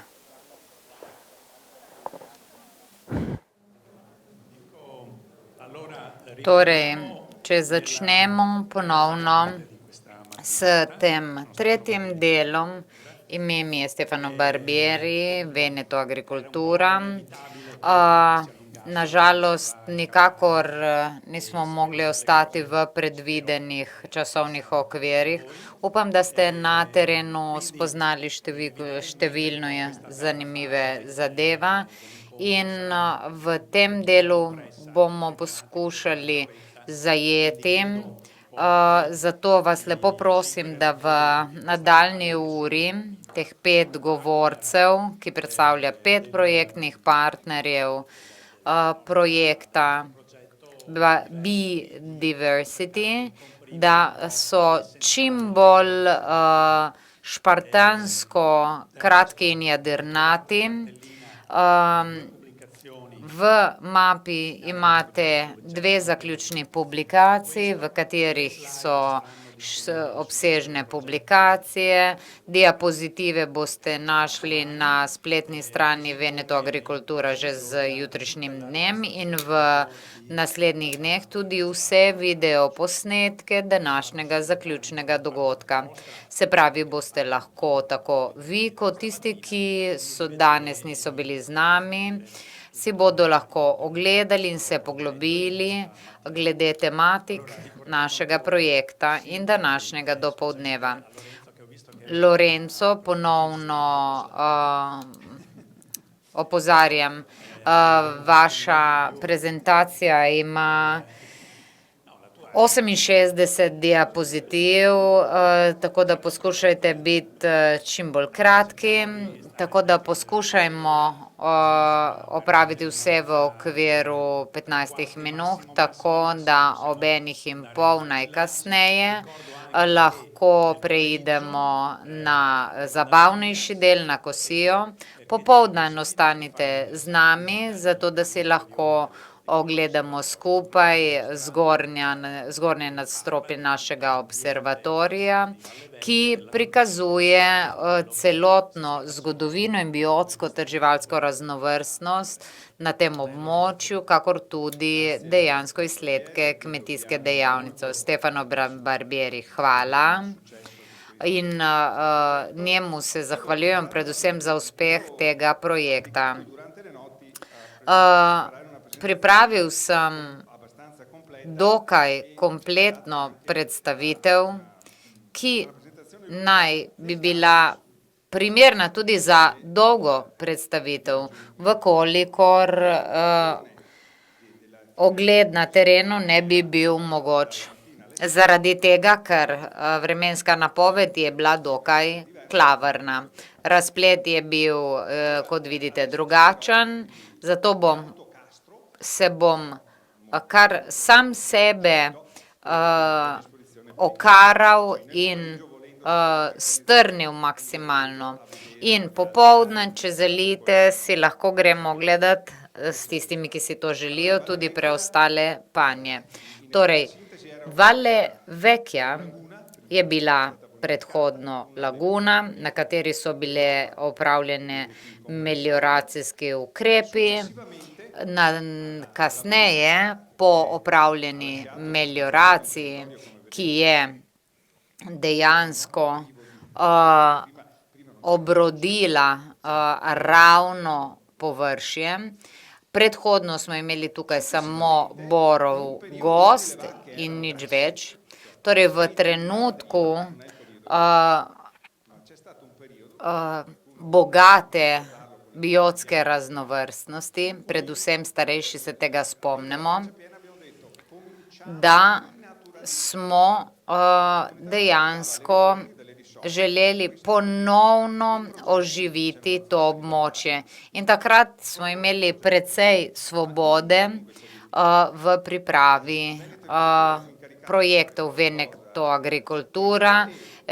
Mu je bilo naročeno naj pripravi nekaj glede tega in od leta 1994 je bilo investiranih 11 milijonov evrov za to, da je Valle Vecchia to, kar je danes dejansko prikazuje.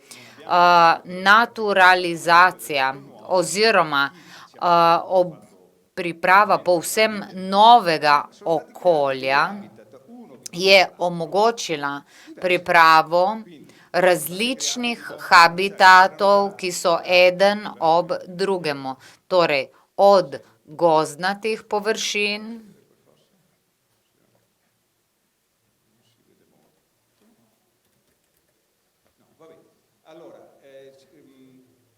Quello che c'era prima, neanche a stecche della volta, non vedi qua. Qui c'era V preteklosti smo imeli dune, diversità naturalistica che c'è. torej obstoječa biotska raznovrstost, tipična za dune, ki so in mi predstavljamo zadnji del obalnega pasu, ki ima še naravne dune. In to je eden od razlogov, zakaj smo del mreže nad območji Natura 2000. Borov gozd je umeten in je v preteklosti bil zasajen zato, da je nekako predstavljal zaščito območja pred delovanjem morja. Za borovim gozdom smo potem imeli mokrišča, območja ravninskih gozdov in to je dejansko nekako predstavitev gozdov, ki so bili nekoč pred dostopom do otoka Vallo Vecchia. Mokrišča imajo recimo zelo visoko stopnjo slane vode, potem nekatera manj, zaradi tega, ker imajo tudi izvire sladke vode. Pripravili smo v zgornjem delu tudi parcele, kjer imamo žive meje in dejansko kmetijske površine. Torej, ogromno habitatov, ki so med seboj različni, ampak shajajo, soživijo eden ob drugem. Narava jih je odkrila in je začela te habitate kolonizirati. Na takšen način smo dosegli izjemno biodiverziteto, kar pomeni, da imamo tukaj več kot 50% ptic kot številčnosti vrst, kolikor jih imamo na celotnem območju Republike Italije.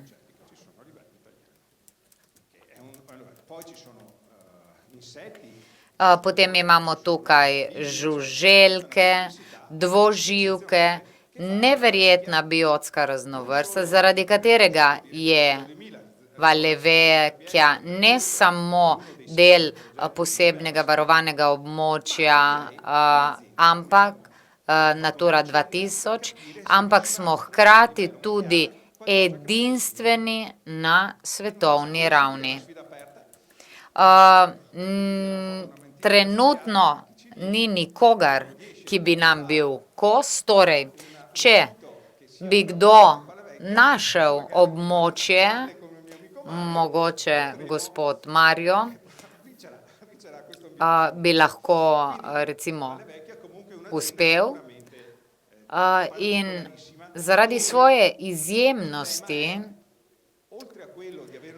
Valle Vecchia nima samo izredne biotske raznovrstnosti, številčne naravne habitate, hkrati pa tudi kmetijske površine, ki se ne morejo obdelovati zaradi pretirane slanosti, nekatere, ki so izredno peščene, druge, ki so pa bistveno bolj na bistveno bolj glinastem substratu, ker smo lahko eksperimentirali najrazličnejše tipologije rastlin, ki so namenjene kmetijski panoge. Tako smo jih dejansko same kmetijske rastline posadili ene ob drugih, hkrati pa jih nekako umestili znotraj samih naravnih habitatov. In tako smo dejansko to prevezanost narave z kmetijskimi površinami, nam je omogočila laboratorij na samem terenu. Kmetijstvo ima smisel samo, če predstavlja profitno dejavnost. Ali lahko tu dejansko opravljamo tehnološko napredne kmetijske panoge, ki so donosne in proizvajajo kakovostne izdelke, hkrati pa ohranjajo naravo in naravno okolje varujejo ter se bojujejo proti podnebnim spremembam. Torej, nažalost, boj proti podnebnim spremembam je v tem trenutku nemogoč. Vse, kar nam je preostalo, so blažitveni ukrepi. Torej, pripravili smo pakete trajnostnega kmetijstva in Evropska komisija nam je dovolila, da smo dejansko pripravili pano, kjer smo dejansko se samooklicali kot najbolj live zadruga v celi Evropi. Vse to želi nasloviti dejansko odgovore na to, kaj moramo dati območju Natura 2000. Torej, kaj moramo doseči, kaj moramo preprečiti. Torej, to so trije glavni cilji. Se pravi, optimalne okoljske pogoje za ključne živalske vrste. V našem primeru so to dejansko sive gosi.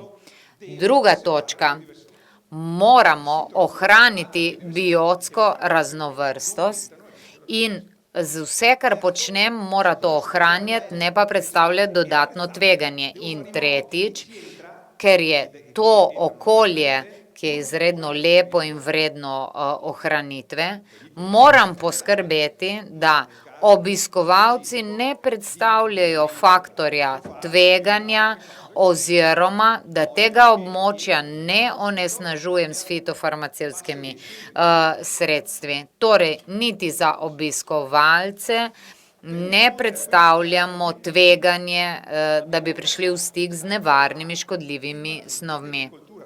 Torej, zamislili smo si pakete trajnostnega kmetijstva, ki smo jih primerjali s paketi intenzivnega kmetovanja.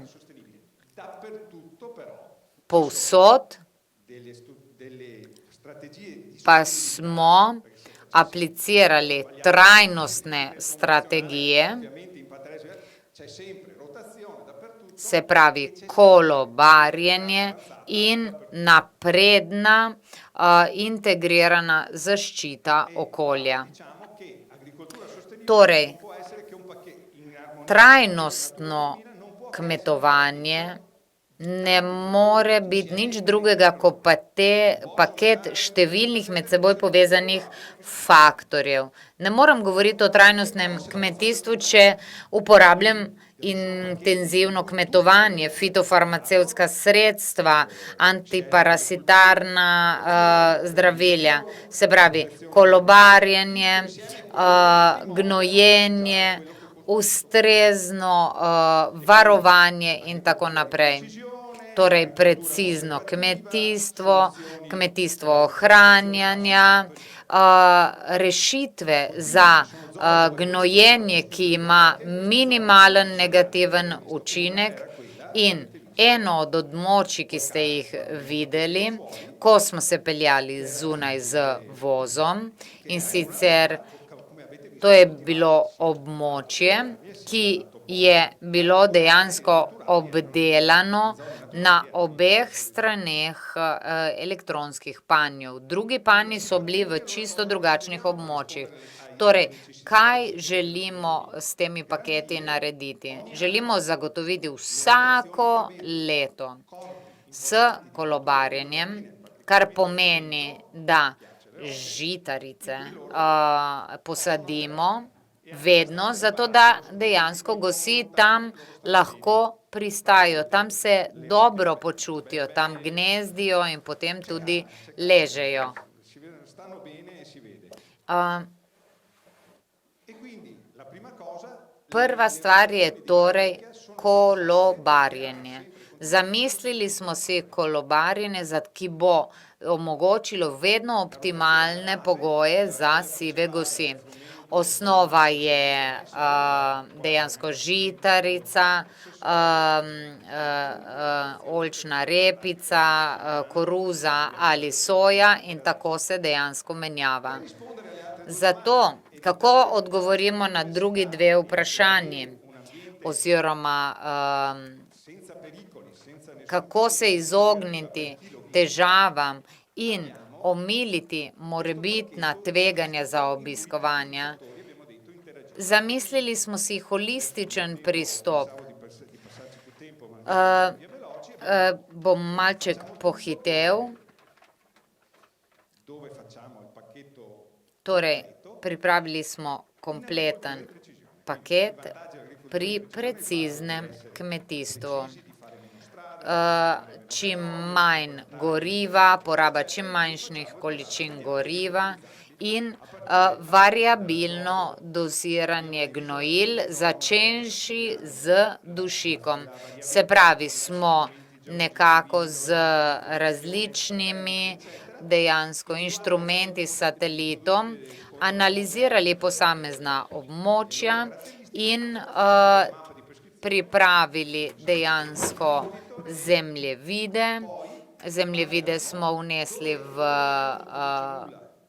sam zaslon in smo dejansko izpostavili območja, kjer nismo ničesar pridelovali, se pravi, tam ne bomo gnojili oziroma gnojili bomo v minimalnih količinah.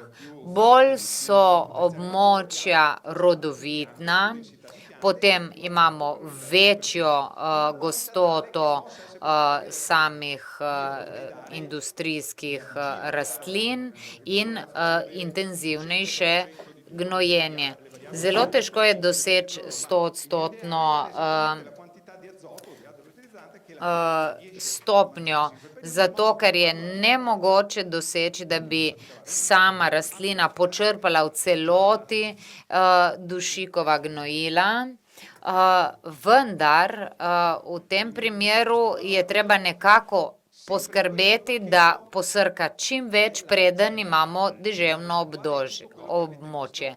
Torej, potem imamo tukaj vodo, vse to smo že videli, o tem smo se že konkretno razgovorili in brez tega trajnosti ne bi bilo. Se pravi, to je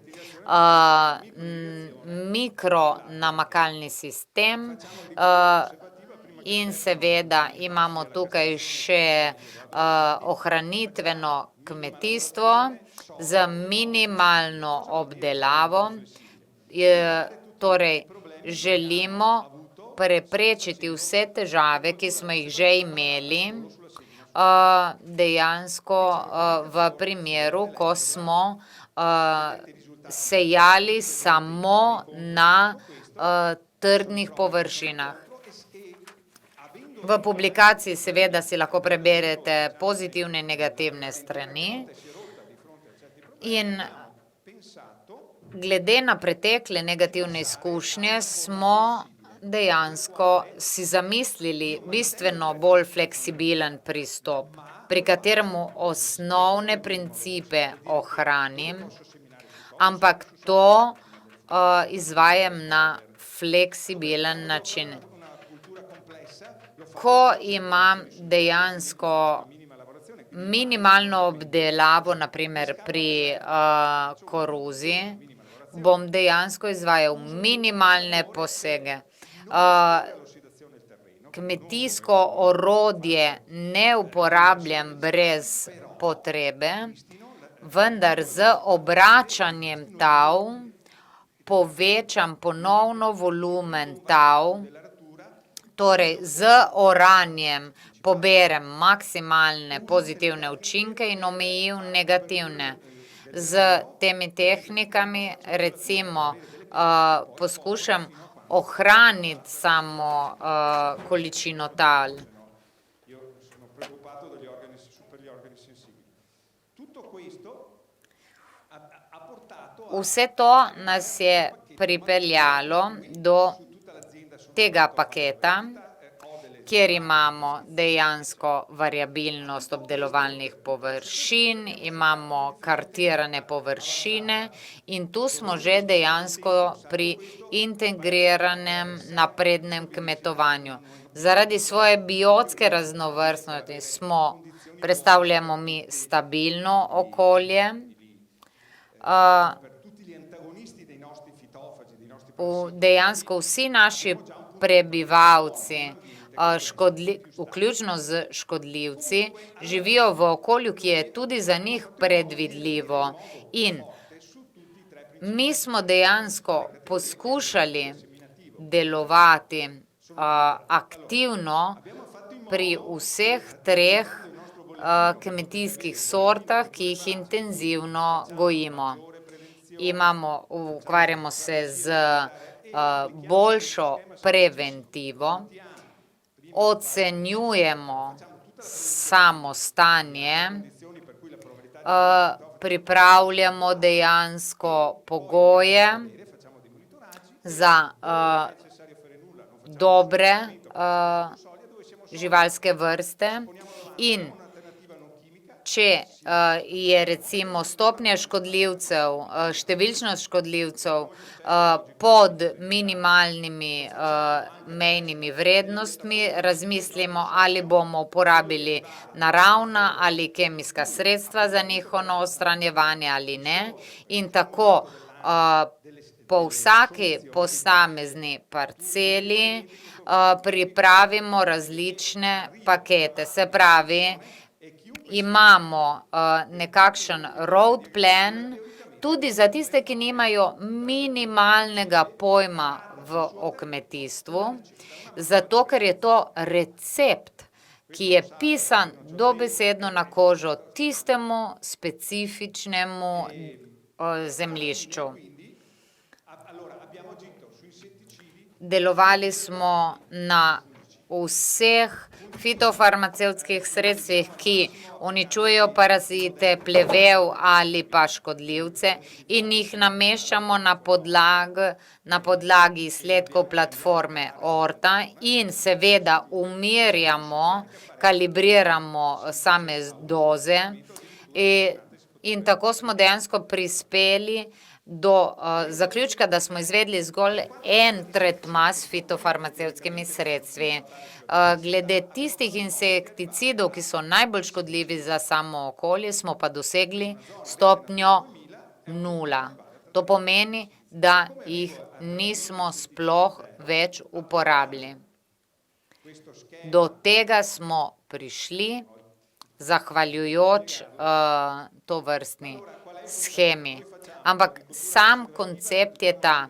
Imamo ohranitveno kmetijstvo, povečamo oksidacijo, bioverziteto in pa donos organskih substanc. Seveda spodbujamo mikroaktivnost in sicer z oceno tveganja, kako bo to vplivalo na populacijo škodljivcev, ki so tu dejansko prisotni in na podlagi teh izsledkov se odločimo.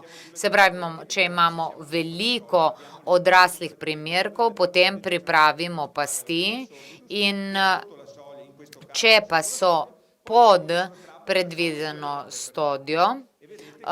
stopnjo, potem je dejansko smo ugotovili, da pri nižji številčnosti ni potrebno nameščati pasti.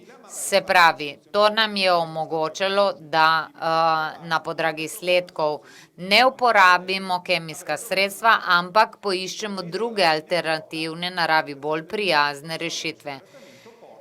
In na takšen način ohranjamo vse pozitivne aspekte ohranitvenega kmetijstva. In od leta 2009 do 2021 in vse ostale pilotske kmetije, kjer smo aplicirali to vrsten pristop, smo opazili, da je 600 hektarov dejansko koruze bilo povsem nepotrebno izvajanje kemijskih tretmajev z izgubami, ki so bile pod mejno vrednostjo.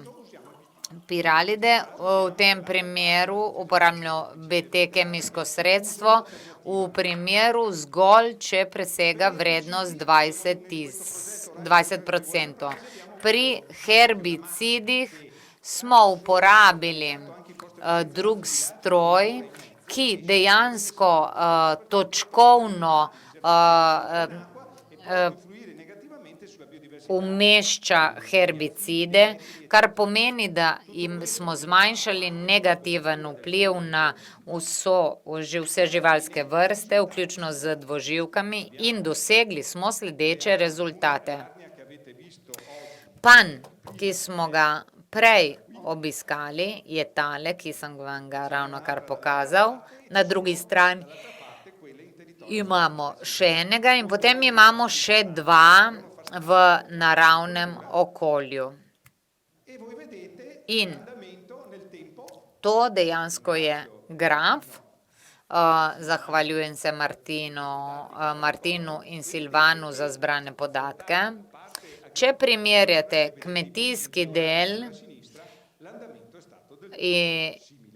je trend relativno podoben med posameznimi postajami in enako imamo tudi tukaj. Včasih celo kmetijske površine, kjer so panji, na katerih dejansko smo imeli sorte, ki naj bi doprinesle večji zbor za čebele, lahko opazite, da dejansko v primerjavi z naravnim okoljem ni bistvenih razlik. Torej, prijatelj Diego, prepuščam besedo tebi. Elektronski panji so bili uporabni, zato ker smo lahko na splošno sledili samemu okolju in dokazali, koliko so dejansko lahko raznolika okolja. Sami elektronski panji pa dejansko omogočajo njihovo nadzor, upravljanje tudi na daljavo. Lahko jih uporabimo tudi za primerjavo povsem različnih območij. Tu se bom jaz ustavil in bom prepustil besedo kolegu. Hvala, Lorenzo Furlan, vedno res podaja bogate informacije. Tukaj bi bili res cel dan in prisluhnili njegovi prezentaciji. Saj naniza bogatost pobud v okviru Vejne agrikulture. Saj bomo imeli tudi naknadno kar nekaj časa, da vam bom predstavili vse pobude, ki jih izvajamo tekom leta. Sedaj predajam besedo gospodu Stefanu Baulentu iz Univerze v Vidmu. To je tudi partner našega programa Biodiversity. Z Lorenzom Furlanom smo imeli odnos med ekstensivnim kmetijstvom s čebelarstvom. Bomo z Stefanom videli odnos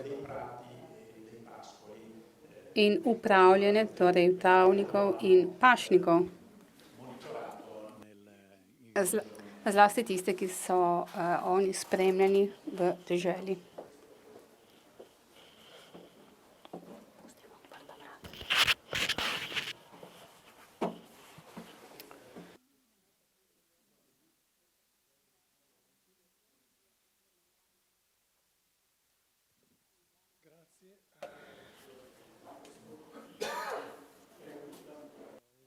Cronometro, va bene. Sì, ecco, dicevo io, mi presento, io sono Torej, ime mi je Stefano Bovolenta, ukvarjam se z geotehnologijo in zlasti v območjih Natura 2000 in zelo mi je bila všeč prezentacija dr. Furlana. Prav zato, ker je govoril o kompromisih, kako upravljamo kmetijstvo na zaščitenih območjih. Torej, prevzamem besedo, vsekakor predstavljam delovno ekipo z različnimi pristojnostmi. Torej, ekipa izvida v sodelovanju z Podenonom se je ukvarjala z pašniki in travniki, tudi glede ekosistemskih sistemov oziroma vpraševanja s spremljanjem obstoječih čebel. Zelo na kratko, kajti nimamo veliko časa, kateri so naši cilji oziroma cilji, ki jih je vodilni partner, nam jih je vodilni partner dodelil v projekta, to je, da spremljamo obstoječe travnike, zlasti še biotsko raznovrstnost in prav zaradi tega smo ugotovili mreže deležnikov, ki so nam pomagali pri izvajanju te aktivnosti. Smo sestavili akcijski plan, smo preučili zlasti travnike in pašnike na območju Natura 2000 na Krasu Trstov in mislim, da smo izvajali preverjene preskuse na samem kraju in razvili smo aktivnosti širjenja prav na teh temah. Za vsako točko imamo na voljo tudi referat oziroma poročilo. Dve poročili smo že zaključili, dve bomo še v kratkem zaključili v Fužinski krajini. Smo ugotovili kot deležniki zadolženi za biotsko raznovrstnost plačila za opraševanje in tudi za tečaje izobraževanja, kjer so bile univerze in druge strokovne agencije. Torej smo sestavili analizo konteksta,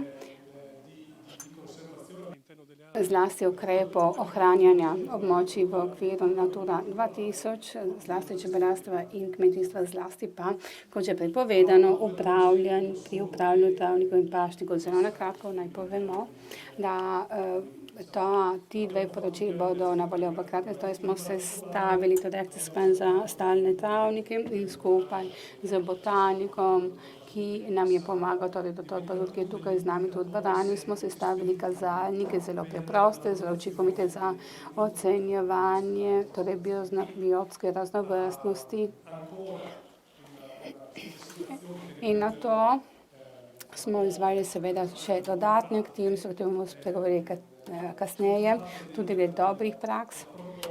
Predlagali smo integrirano upravljanje teh sistemov, zato da bi lahko bili kos potrebam in dobili primerne kompromise, o katerih je seveda spregovoril tudi gospod Furlan. Torej, vidimo naši dve območje Natura 2000. Prvo je Greto di Tagliamento. V resnici smo naredili to, kar smo že tukaj naredili, smo preučili oziroma smo namestili 3 panje na tem območju, ki je del Natura 2000, kjer imamo seveda tudi kmetijstvo, ni pa ekstenzivne narave. In na to smo preučili podatke, smo primerjali zbrane podatke, ki smo jih pridobili iz panjev, s tistimi, ki smo izbrali iz panjev na bolj intenzivnem, na območju intenzivnega kmetijstva. In ne bom govorila o torej goriškem tržaškem krasu, vsekakor vam bom sedaj predstavila nekaj izsledkov iz tega prvega primera, torej smo izvajali preverjanje na samem kraju in smo se osredotočili prav na travnike in pašnike, cilj teh pa je sestava in torej preučevanje odnosa med različnimi rastlinami na pašnikih in sestavo torej prašnega cveta z omenjenih rastlin in naslednjega leta smo ugotovili tudi sestavo torej prašnega cveta tudi na medu. Torej pri tem smo želeli ugotoviti vlogo torej rastlin na določenem travniku oziroma pašniku z mojega. Torej, kar se mene tiče, in če mene vprašate, torej travniki in pašniki po mojem pomenijo zootehnija in v zadnjih letih sem se ukvarjal na dolgo in široko s to temo. In jasno je, da biomase, ki se proizvajajo s torej travniki, na zaščitenih območjih privedejo tudi do slabe kakovosti rastlin za čebele. Zaradi tega moramo pač razumeti, kako lahko upravljamo travnik za to, da pridobim slamo z eno ali dvemi košnjami, da je lahko tudi uporabljen za zootehnične namene in potem moram tudi ugotoviti, kako zagotoviti cvetenje teh površin. To nekako je bil naš cilj. Sedaj ne bom predstavil vse podobne podatke, vsekakor v vsakem panju. Smo imeli štiri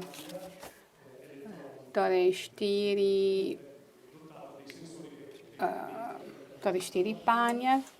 Vsakem čebelnjaku smo imeli 4 panje, smo potem preverili vse podatke, smo izvajali skoraj biotops, vse podatke, Fluentica ima tudi na voljo, torej karto Natura v merilu 4000 smo izhajali iz te karte in smo seveda izvajali tudi analizo rastlinsko-družbene sestave in na osnovi cvetenja smo torej vzorčili cvetni prah, zlasti za tiste vrste, ki so bolj pomembne za čebele. Torej, kar se pa tiče teh tem, moram povedati, da smo sestavili torej ustrezna poročila, tako da boste tam lahko sledili več podatkov.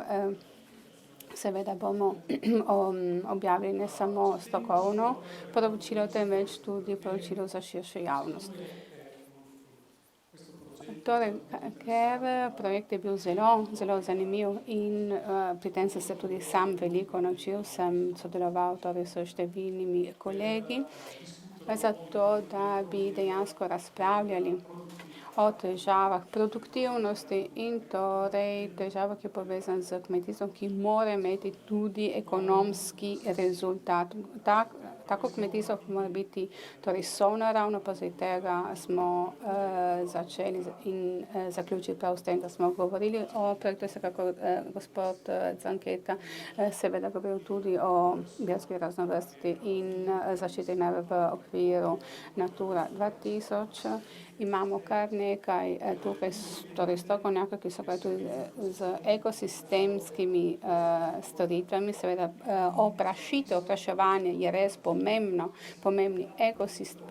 ekosistemska storitev, pa zaradi tega kmetovalci morajo biti primerno ozaveščeni, da delajo sonaravno. In tudi na trgu recimo storitev, kdo ne bi plačal tako storitev, javna ustanova ali zasebnik ali kdo, tudi to smo nekako skušali ugotoviti.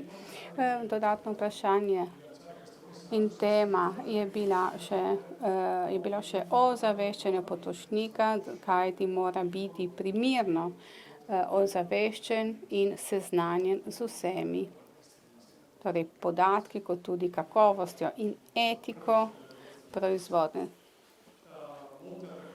Torej smo naredili res veliko, smo govorili o različnih območjih, smo povabili entomologe, da govorijo o čebelah, smo vsekakor tudi poudarili pomembnost upravljanja domačih čebel z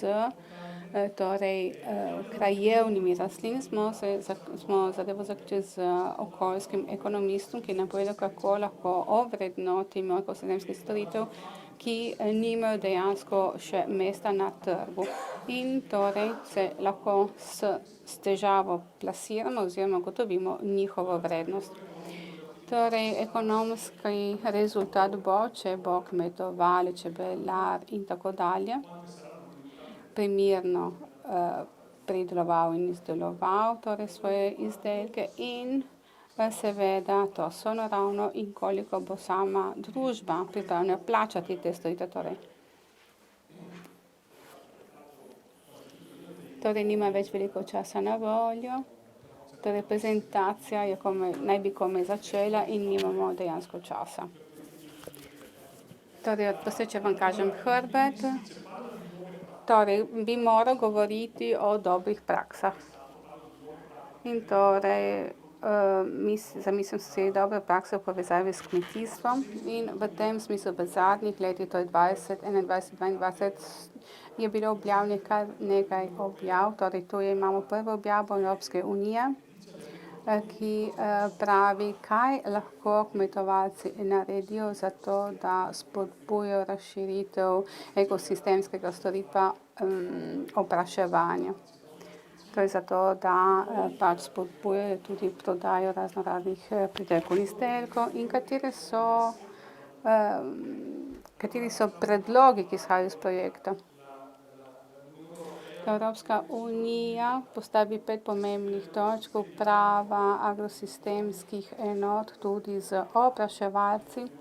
In imamo seveda cel niz aktivnosti, ki jih lahko izvaja podjetje, torej moramo ustvarjati prehrambene pridelke, zmanjšati uporabo pesticidov in gnojil, torej spodbujati avtohtone vrste. Tukaj smo videli torej, da čebele poletavajo na številne vrste rastlin in potem je treba delovati tudi v krajini. Torej moramo upoštevati primerno krajino in jo ohraniti. Torej, kar se tiče opraševalcev, lahko samo povemo, da torej mi smo upoštevali tiste točke, ki so obravnavali tako travnike kot pašnike. Imamo res veliko informacij, torej koliko sečenj moramo izvajati, kako pač se moramo vesti pri pašnikov, koliko živine lahko se pase na določeni površini, torej kar nekaj predlogov in nasvetov. Torej, kako lahko tudi med različnimi lehami dovolimo pašnjo.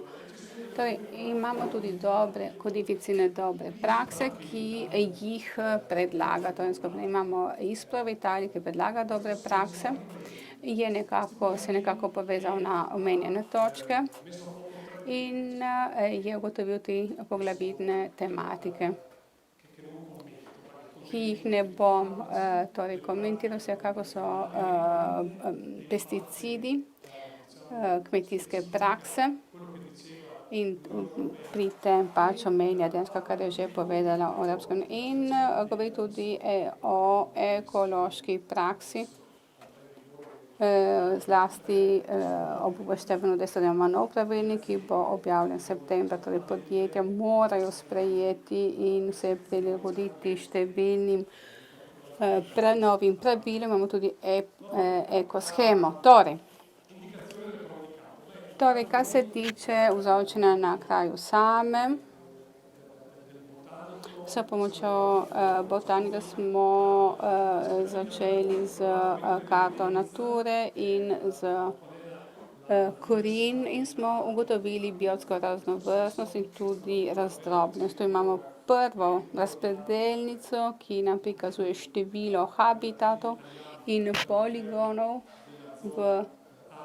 na območju Natura 2000 imamo 3 torej čebelnjake na torej intenzivnem kmetijstvu in vidimo, kako povprečna površina homogenih poligonov je dejansko polovica. In torej smo primerjali dve situacije, torej običajno tradicionalno kmetijstvo, kjer imamo pač še nekaj posebnosti, in torej tu vidimo, da pri pašnikih, s katerimi smo se ukvarjali, vidimo, kako na eni strani imamo torej travnate površine, po drugi pa posejane površine, torej gremo kar hitro naprej. Samo še to naj vam povem, da smo pobrali torej 24 dati, 12 dentro e 12 fuori. Abbiamo torej smo pobili cvetni prah, smo ugotovili, kaj smo imeli aprila, torej cvetni prah je izhajal iz gozdnatih površin, maja pa smo imeli torej spontane rastline.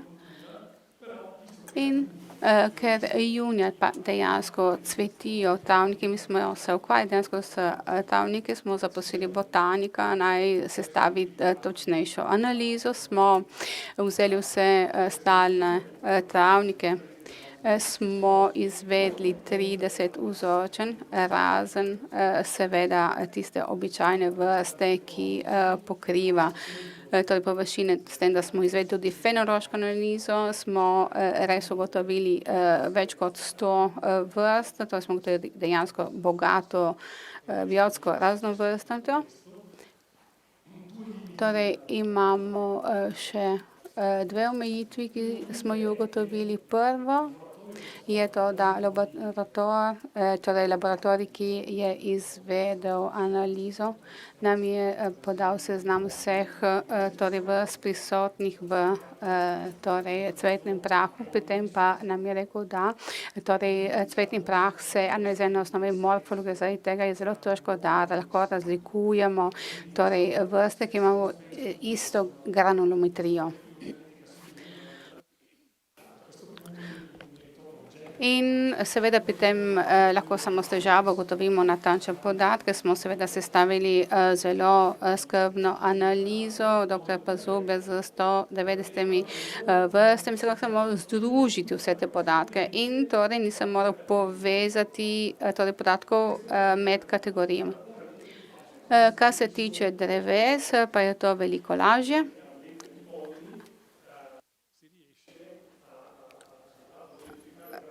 Torej seveda pri cvetnem prahu je malo recimo težje in sedaj naj povemo, da junija bi lahko že torej zbrali vse podatke in jih prinesli tukaj, da vam jih predstavimo. Vsekakor smo ugotovili, da temu ni bilo tako, kajti julija smo ugotovili, da so čebele med poletjem uporabljale različne vrste naših travnikov, temveč so torej se pasle na torej po parkih, po vrtovih, torej smo ugotovili prisotnost torej datelja in torej čebele so torej poletavale na naše travnike samo junija, potem septembra so poletavale spet po gozdovih.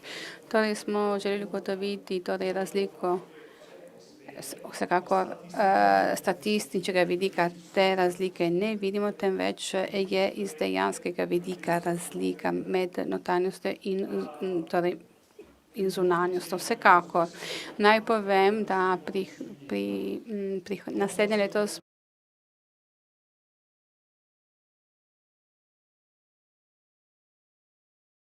poberejo med konec julija in na osnovi tega medu naj bi pridobila tudi informacijo o torej travnikih. Ugotovili smo prisotnost kostanja Ugotovili smo prisotnost tudi drugih kmetijskih vrst.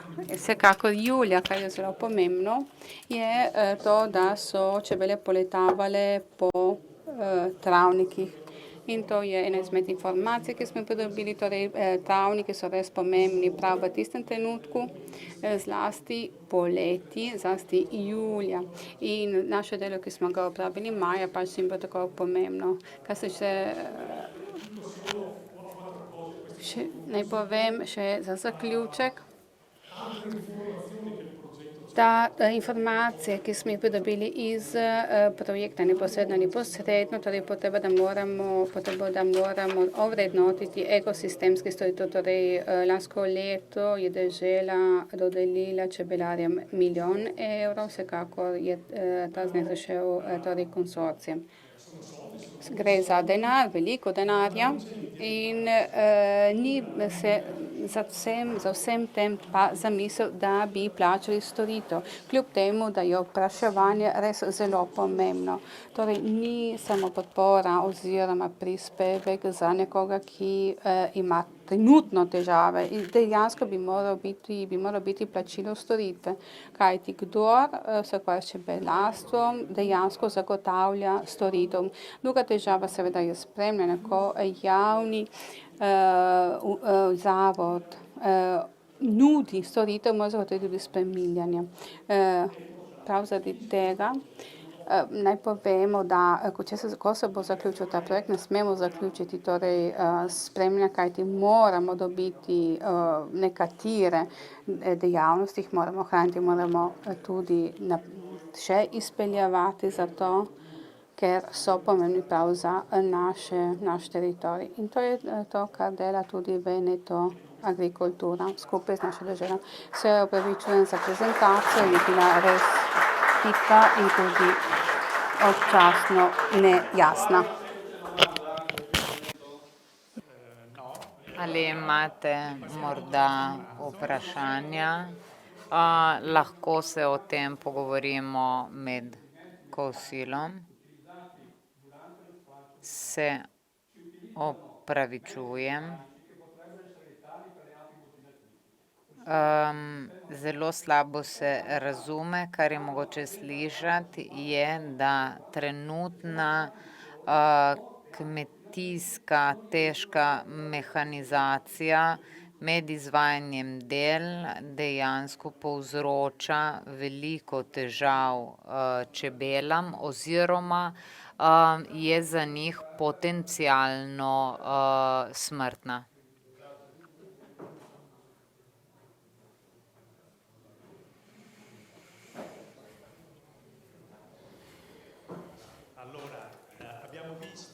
Torej, videli smo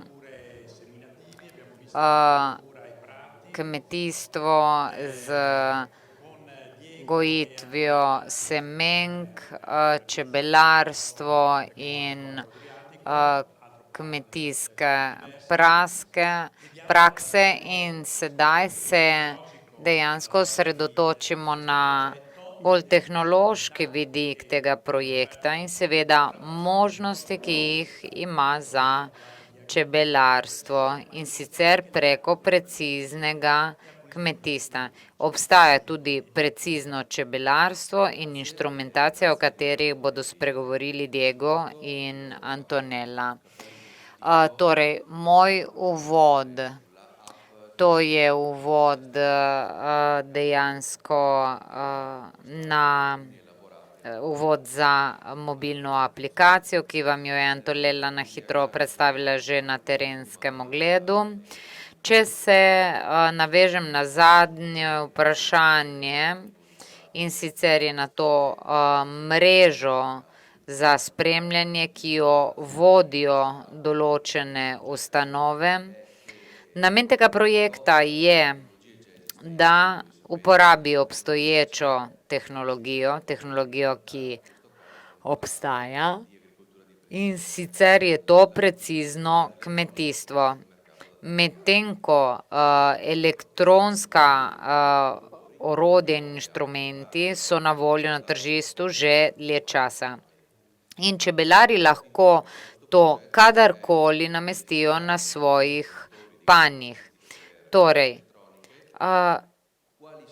kakšni so podatki, ki imajo neko funkcionalno vrednost pri upravljanju celotnega sistema in kako jih je potrebno kodificirati. Torej, ustvarili smo inštrument, s katerim zbiramo podatke, ki so vam bili prikazani v priročnikih, in sicer je to app Bidiversity, kaj to je in kako deluje. Glavni cilj je bil prav ta, da se lahko nadaljavo upravlja čebelarsko območje in vkolikor bi si želeli stopiti na pot digitalizacije, to omogoča nam kot Veneto Agricultura, ki je ustanova imenovana strani dežele Veneto ali drugih dežel Furlanije, Julijske krajine oziroma Slovenije, da lahko kroži po širšem območju in pride do zaključkov, ki so tipični za lokalno samoupravo, kot je proizvodnja stopnja, kakor tudi varovanje okolja. To je tehnološki proizvod, ki ostaja dobrina javne uprave in je brezplačno uporaben za vse, ki si to želijo, od same dežele do čebelarjev. To je odprt sistem. V primeru, da bi prišlo do prinosov zunanjih sodelavcev glede recimo dodatne uporabe, kot so na primer podjetja, ki razvijajo software ali posamezno komponentistiko, in seveda druga podjetja, ki nudijo različno interpretacijo pridobljenih podatkov. Če bi posamezen čebelar s tem, ko seveda sprejme, da bo svoje podatke, svoje osebne podatke delil, tip medu, ki ga proizvaja in tako dalje, hkrati pa ne želi, da postanejo ti podatki javno dostopni, lahko dostop dejansko omeji zgolj na tiste uporabnike, ki so iz njegovega območja, brez da s tem dejansko pove, kje se njegov čebeljak oziroma panj nahaja. To so v bistvu vse rešitve, ki nekako omogočajo podjetniško upravljanje čebelnjakov in seveda valorizirajo samo vrednost tega območja. Predajam besedo kolegici Antonelli. Poskušala bom biti čim hitrejša. Se opravičujem, če bom mogoče pohitela ali pa ostala nejasna na določenih predelih. Torej, čebelarstvo 4.0. Kaj je ta koncept?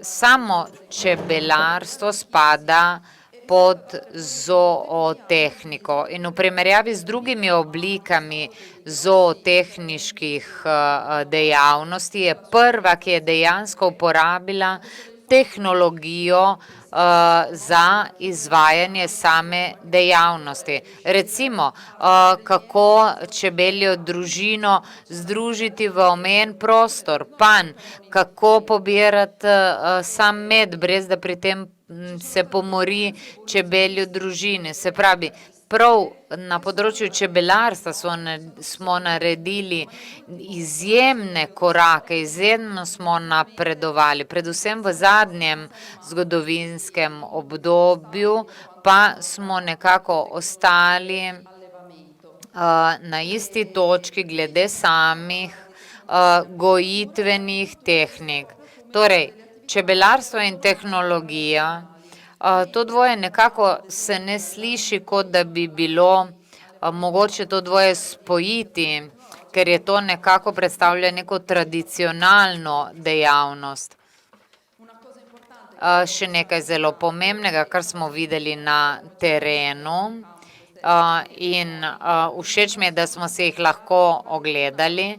Elektronski panji niso nič drugega kot običajni tradicionalni panji, čebelnjaki, na katere smo namestili senzorje, elektronske naprave, s katerimi sledimo določenim spremenljivkam in omogočajo pridobitev različnih podatkov. Se pravi, čebelar, ko obišče po svoje čebeljake, ne pomisli na to, da bo meril temperature, ampak dejansko vsi podatki, ki se nanašajo na notranjost panja, so bili predhodno zgolj posledica ogledov same notranjosti panja. Pri možnosti spremljanja po posameznih intervalih smo lahko pridobili bolj objektivne podatke, ki ne predstavljajo zgolj neko zgodovinsko izročilo, ampak ti podatki ostanejo tudi za prihodnje analize. Nekateri parametri, kot so teža in temperatura, so pokazatelji, ki dejansko omogočajo hitrejše ukrepanje v samem panju in v boljši izkoristek možnosti, ki jih imam.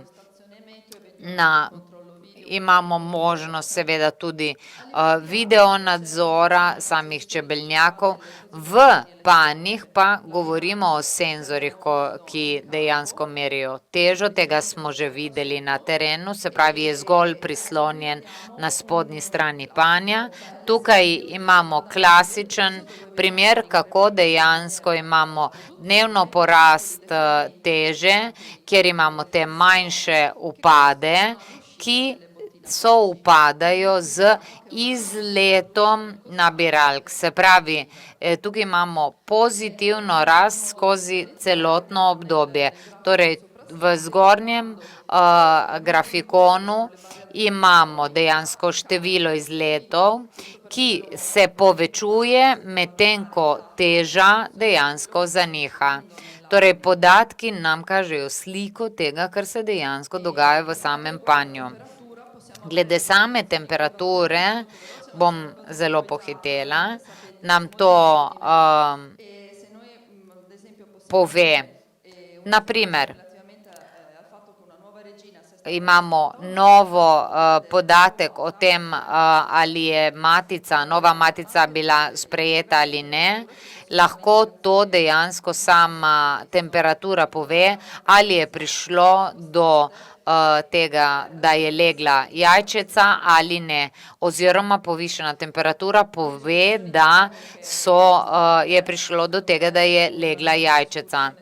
Potem imamo recimo med zimskim obdobjem manjše temperaturne odklone, potem je potrebno zagotoviti vedno določeno temperaturo, zato da se lahko zagotovi preživetje čebeljih družin in seveda ponovno, ko pade teža, so čebele izletele in dejansko poraste temperatura zaradi dejanske samega aktivnosti čebel, frenezije znotraj samega panja.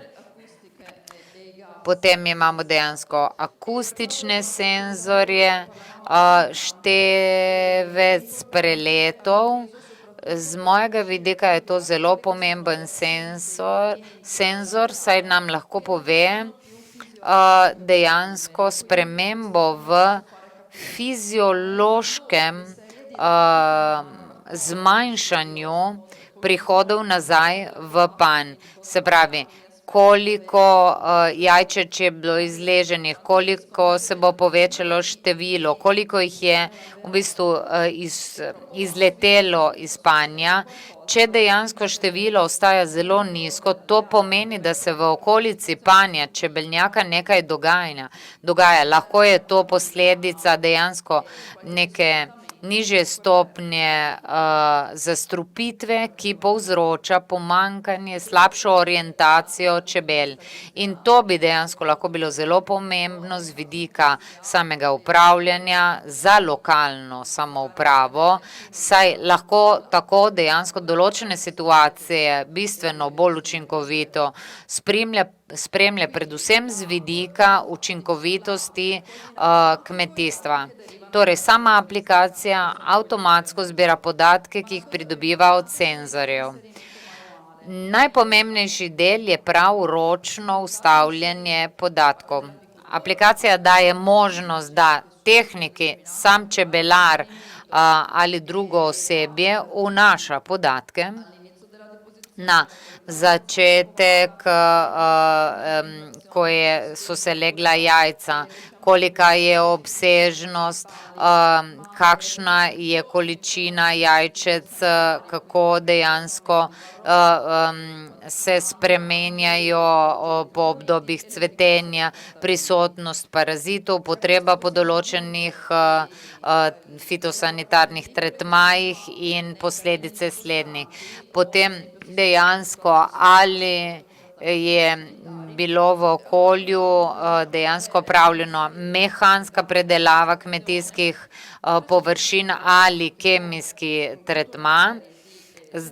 To dejansko, tale aplikacija pokriva celo paleto podatkov, ki ni zgolj omejena na dejavnost samega čebelarstva, ampak jo vidi kot dopolnilno za kmetijstvo, saj z njo zagotavlja varovanje biotske raznovrstnosti in dejstvo, da so same čebele lahko prekurzor morebitnih drastičnih sprememb v okolju. Torej, samo aplikacijo lahko namestite na mobilnemu telefonu, tako kot vse ostale aplikacije.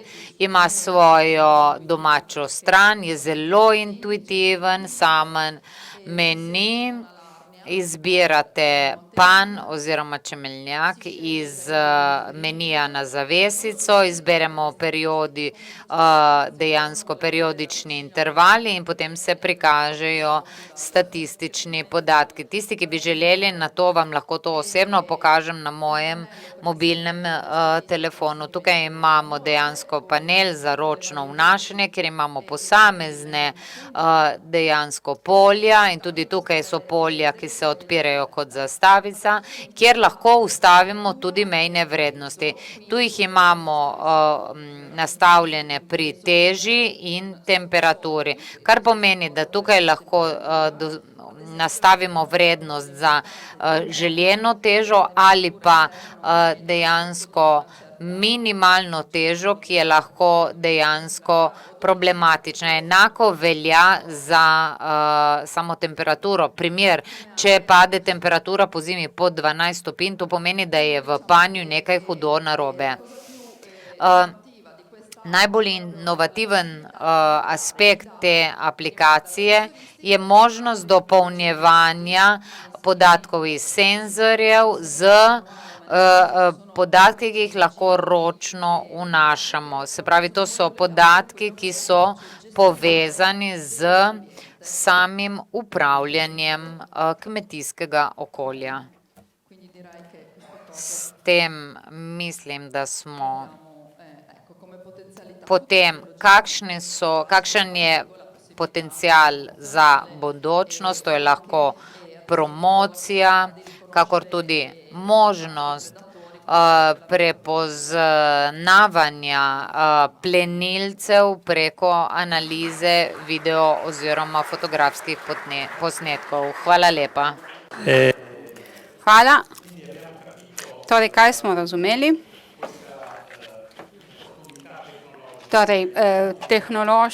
Tehnologija nam je lahko v veliko pomoč in tudi iz današnje prezentacije smo ugotovili, da je to prototip, ki si zasluži nadaljni razvoj. In tukaj imamo tudi predstavnike čebelarjev, zaradi tega bi bilo zelo zanimivo v naslednjem projektu tudi razvili ta prototip. Torej, seveda to je sporočilo, ki ga dajemo tudi društvom čebelarjev. Projekt je projekt Interreg Italija-Slovenija in torej pomembno je seveda čezmejno sodelovanje med dvema državama, med dvema geografskima deželama.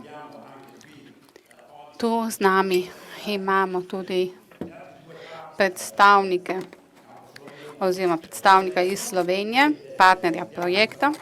Imamo tu z nami gospo Heleno, ki jo prosim, da se nam približa. Klavdija, prosim za pomoč. Da, torej vam predstavimo prosojnice. Helena prihaja iz Razvojne agencije BSC Kranj in drugi slovenski partner je Univerza v Ljubljani. Z njima bomo prisluhnili njihovim izkušnjam in aktivnostim, ki so izvajali na njihovem območju. Italijani v dvorani lahko prisluhnejo torej prezentacijam s pomočjo tolmačk. Heleno tudi prosim, torej naj prevzamem besedo in naj skrči prezentacijo, tako da bomo imeli še dovolj časa za ostale aktivnosti, ki smo jih predvideli tekom dneva. Vesela, da sem danes tukaj. Moram reči, da kot uvodoma, da smo bili zelo veseli, da smo bili vključeni v ta projekt in da smo se tudi skupaj s partnerji, mislim, da vsi, ker smo do zdaj, kot od mojih partnerjev, bilo tudi to že rečeno iz Italije, da smo se vsi skupaj veliko naučili. Zdaj, moja predstavitev predvsem govori o tem, kako se je v zadnjih letih tudi pri nas mogoče v pozitivno, saj jaz tako čutim, nekako dvignilo tudi zavedanje o pomenu čebelarstva.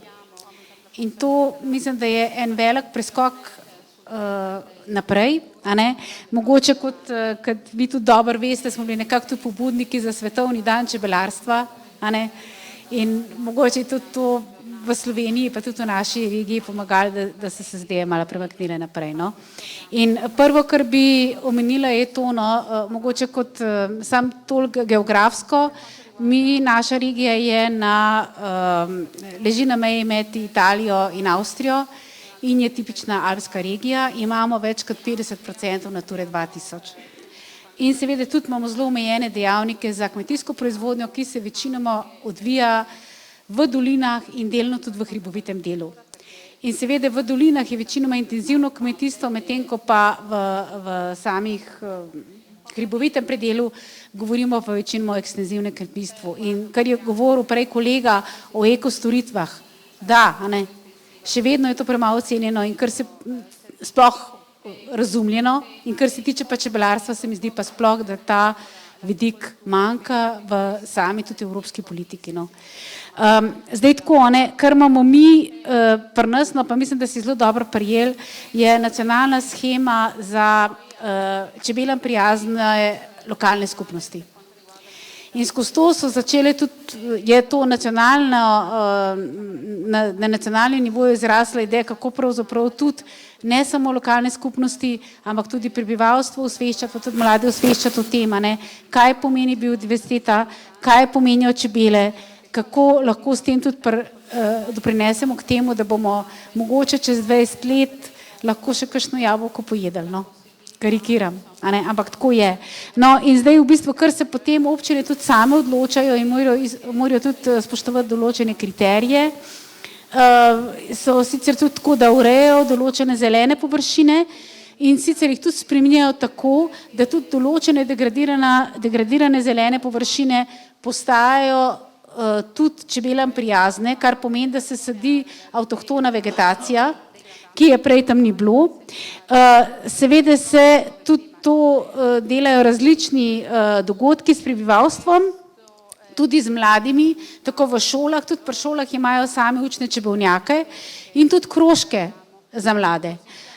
Tako da, in potem se dogaja tudi to v zadnjem času, ker je zelo popularno, ko se rodi otrok, mlada mamica in oče dobita eno drevo, ki ga posadite doma. Je avtohtono drevo, kar mogoče ne pomeni veliko, ampak s časom pa to pomeni veliko, ker se ljudje začnejo zavedati, kaj pomeni posamezno drevo, kaj pomeni to tudi za čebele, kaj pomeni tudi to za biodiverziteto. V zadnjem času imamo tudi določene, kako naj to rečem,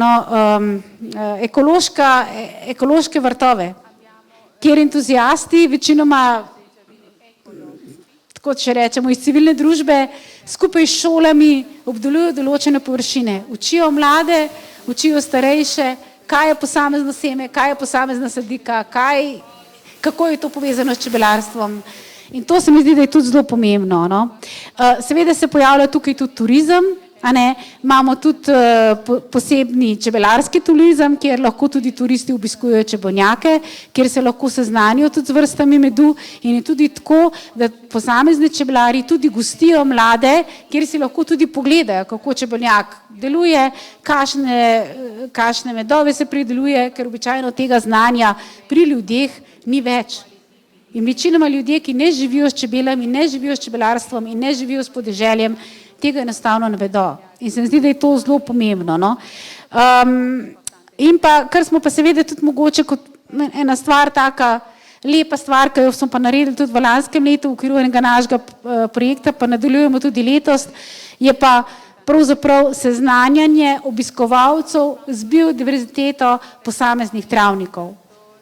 In tudi, to so tudi obiskovalci iz tujine. In moram reči, da za te zadeve je kar veliko zanimanje.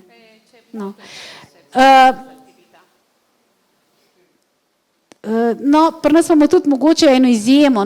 Večinoma po regijah nimajo regionalnih centrov za čebelarstvo. Pri nas nam je to uspelo. Zadeva je bila seveda taka, da je bil tudi vključen evropska sredstva, ampak vse občine so prispevale dodatna sredstva za to, da je to lahko zaživelo. V samem centru je tudi skupna oprema za točenje medu za čebelare, ki imajo manjše število panjev. Seveda je pa tudi en center, kjer si lahko tudi obiskovalci ogledajo, kako se lahko pomaga tudi čebelarstvu in tam je tudi sedež same pospeševalne službe.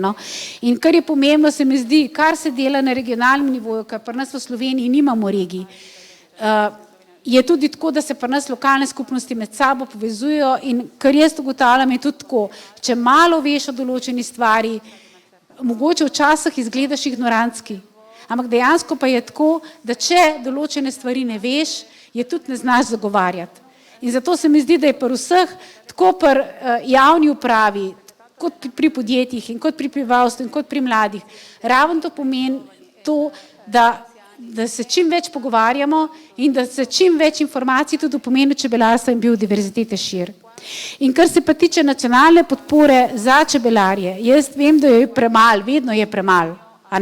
Ampak kar je se mi zdi pa pomembno, da pri nas imamo nacionalno podporno shemo in imamo nacionalno čebelarsko podporno službo, kar se mi zdi, da je kar dober rezultat, da imaš posebno pospeševalno službo, ker običajno je to del pospeševalnih služb za kmetijstvo.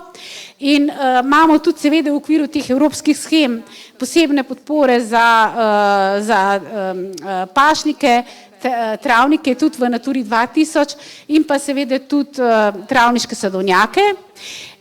Imamo tudi posebne podpore za čebelarje, kar se tiče samih bolezni. zatiranje varoje, pa še kaj, a ne, in pa seveda tudi, kar omogoča evropska politika, tudi posamezne, da lahko kupi tudi posebno opremo. In pa kar se pa tudi je pomembno, je to, da je tudi v javnosti vedno večje zavedanje o tem, kaj lahko insekticidi naredijo. In če bi se o tem pogovarjali, recimo, ne vem, moj občutek, a ne, 10 let nazaj, 15 let nazaj, taka novica o tem, da je na določenem območju prišlo do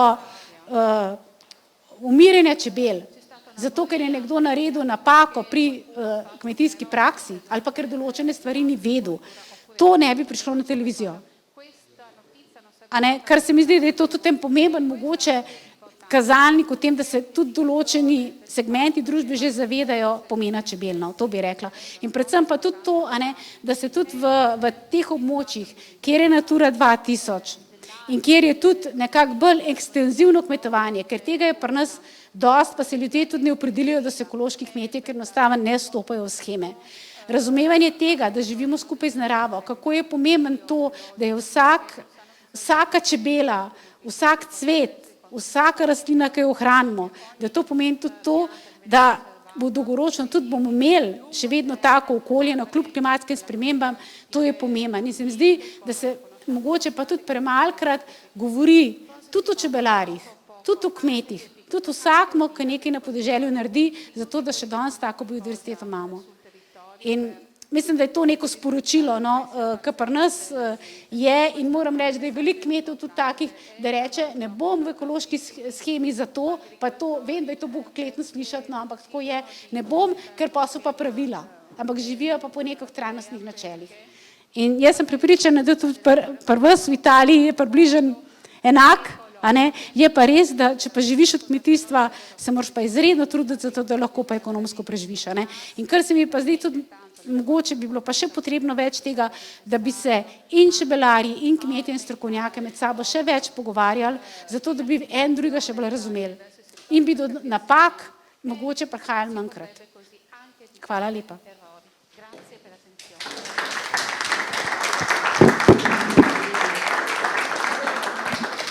Un premio ad Elena che è riuscita Hvala Heleni, ki ste bili res zelo kratki in kljub temu, da zamujamo, se nekako skušamo držati časa. Janko, prosim, iz Univerze v Ljubljani, ki je razvil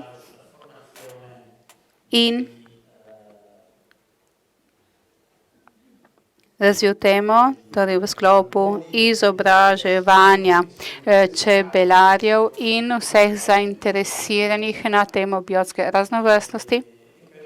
In mislim, da nam bo Janko spregovoril prav v zadnji prezentaciji današnjega dne. O tej temi, seveda tudi med kosilom bomo imeli priložnost, se bolje spoznamo. Zelo na kratko naj povem še, da za ta projekt prvo srečanje, da to je prvi projekt, ki v okviru katerega smo danes prvič organizirani srečanje v prisotnosti. Kajti vse ostala sreča so potekala nadaljavo. Hvala vsem, ki ste se udeležili tega srečanja skupaj s čebelarji in kmetovalci. Vsekakor bomo na to še nadalje razvili naše sodelovanje. Hotel začeti govoriti kar po angleški, posod nekje po angleško govorim. Hvala za to priložnost, vesel sem, da lahko tudi govorim kar po slovensko, celo tukaj, v Italiji. In se bom potrudil biti kratek v 10 minutah in predstaviti eno dodatno aktivnost, ki smo se mi lotili v zvezi, ki sicer zgleda bolj kot promocija, po drugi strani smo pa z delom čebelarji, ki so nam pomagali zbirati podatke, ki smo elektronske panje in potem še dodatno pri njih zbirali vzorce medu in cvetnega prahu, smo videli, da bo koristno, če lahko te čebelarje nekako dodatno izobražimo o tem, kar sploh delamo in kar je namen projekta in da so čebelari ne zgolj neki pomočniki pri upravljanju biodiverzitete, postanejo aktivni člani pri tem. Spravi, da jih nekako ojačamo z znanjem, da lahko oni sami iščejo neke različne aktivnosti, ki jih vključijo v svojo dejavnost, bodi si izobraževalno, turistično, kaj podobnega, ali konkretno speljejo neke okoljske akcije, ki pripomorejo k izboljšanju biodiverzitete v njihovem okolju. Tako smo identificirali 10 različnih točk, predvsem 7 osnovnih znanj in pa 3 vrste različnih aktivnosti in nekako bomo preleteli te glavne stvari, znanja in pa aktivnosti, s pomočjo katerih smo probali čebelarje nekako ojačati.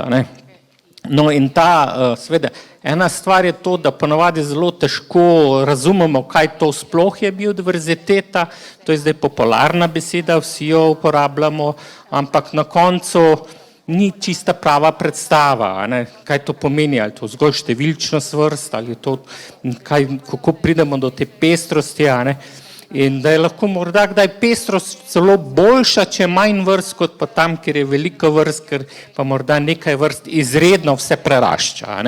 In to razumevanje je včasih kar ključno. Tudi ravno nekje v kratke sem prebral eno novico, da so videli, da so dejansko v nekih bolj revnih območjih ugotovili večjo pestrost, ampak seveda pri manjše števili vrst. In to se dostikrat tudi kaj takega zgodi.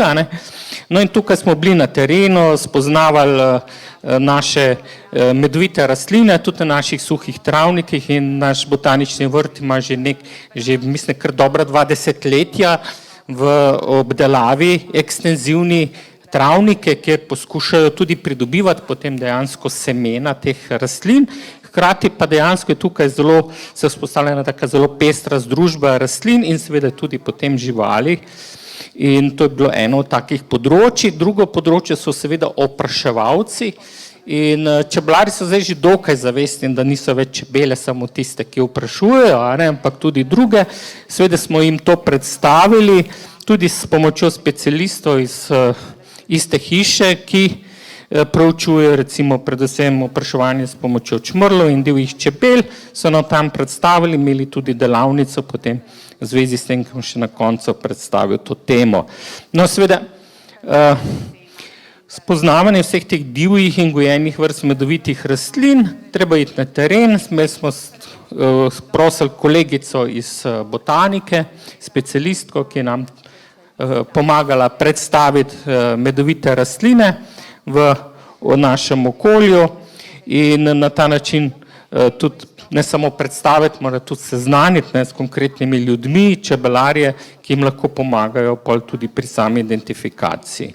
Zelo taka huda vroča tema je še vedno tema invazivnih rastlin in čebelarji smo bili včasih zelo zainteresirani za njih, ker so nekatere zelo medovite, kot recimo orjaška zlata rozga ali kanadska zlata rozga. Vendar nekako smo se že pomirili, da dejansko imamo lahko istočasno cvetenje raznih met in podobne stvari.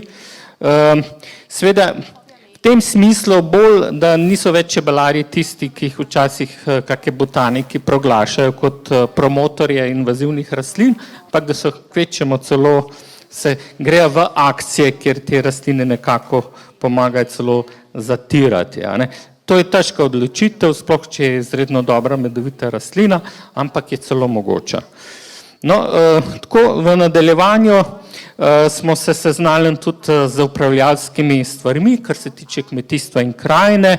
Tu smo imeli k sreči kolege iz oddelka za agronomijo, ki so nam te stvari posebej predstavljali, ker se tudi veliko ukvarjajo s kartografijo vseh teh območij in na ta način so nas seznanili s temi tehnikami in kako lahko vse to pogledamo. Seveda imamo tudi posebne baze čebelarske, ker sem sam bil malo bolj doma, pa jim predstavil.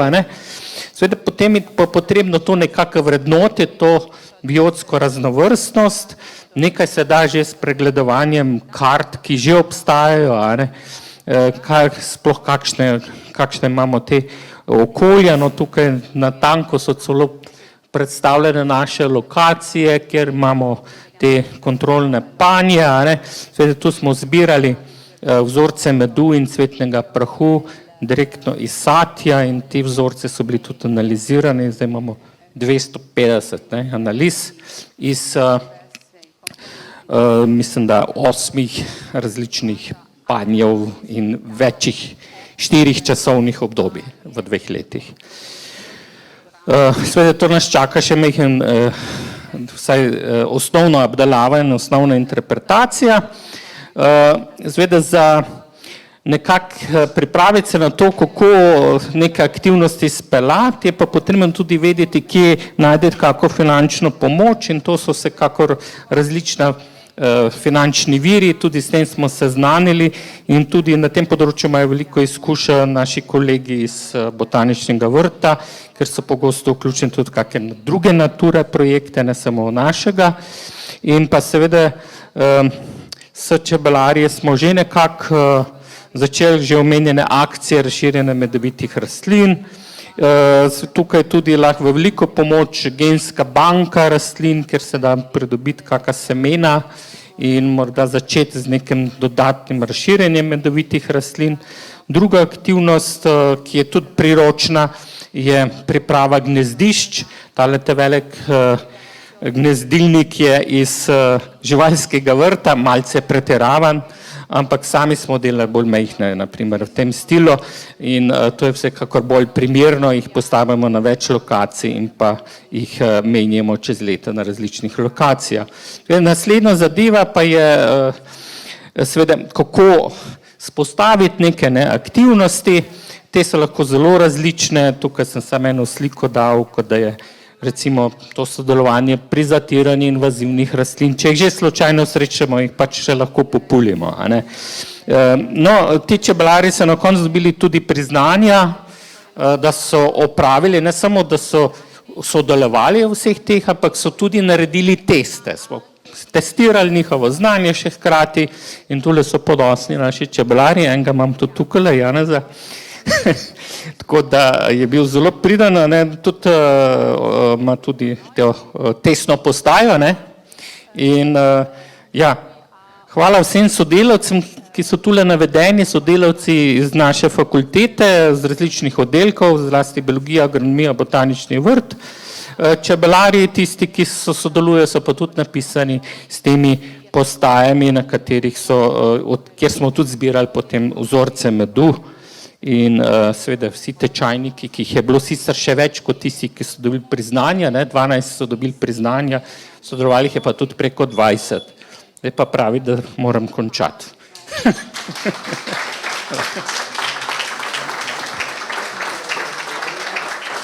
Bravissimo anche Janko. Hvala Janko, ki nam je omogočil, da pravočasno zaključimo. Seveda z enourno zamudo v primerjavi z dnevnim redom. Tako zaključujemo intenzivno delo današnjega dopoldneva. Hvala vsem skupaj, ki ste nas z interesom in potrpežljivostjo sledili. Enako se zahvaljujem vsem projektnim partnerjem, ki so se udeležili današnjega dogodka. Predvsem pa zahvala v celotni tehnični podpori, ki nam je omogočil ne samo izvajanje simultanega prevajanja v obeh jezikih, ampak tudi možnost posnetkov celotnega dogodka, ki bodo na voljo na YouTube kanalu Zadruge Veneto Agricoltura, kakor tudi na projektni spletni strani in vseh ostalih spletnih straneh projektnih partnerjev projekta Be Diversity.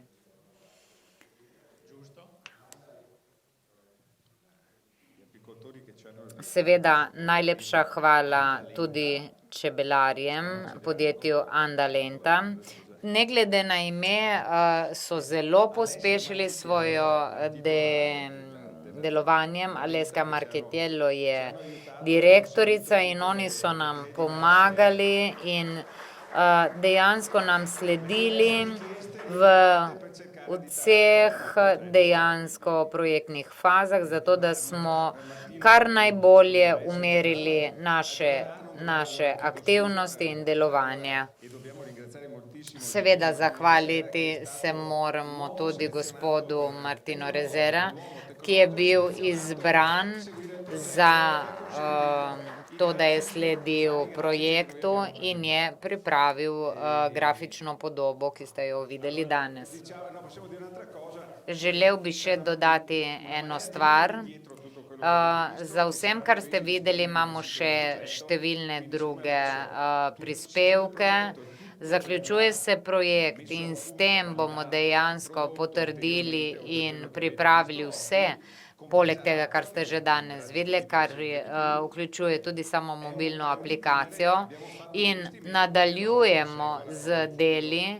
Investirali smo za to, da nadaljujemo z delovanjem, kajti če ne, je to metanje denarja v nič. Torej, če imate voljo, lahko nas sledite tudi v bodoče. Torej, vabim vas, da se prestavimo v sosednji prostor in na krajšo pogostitev.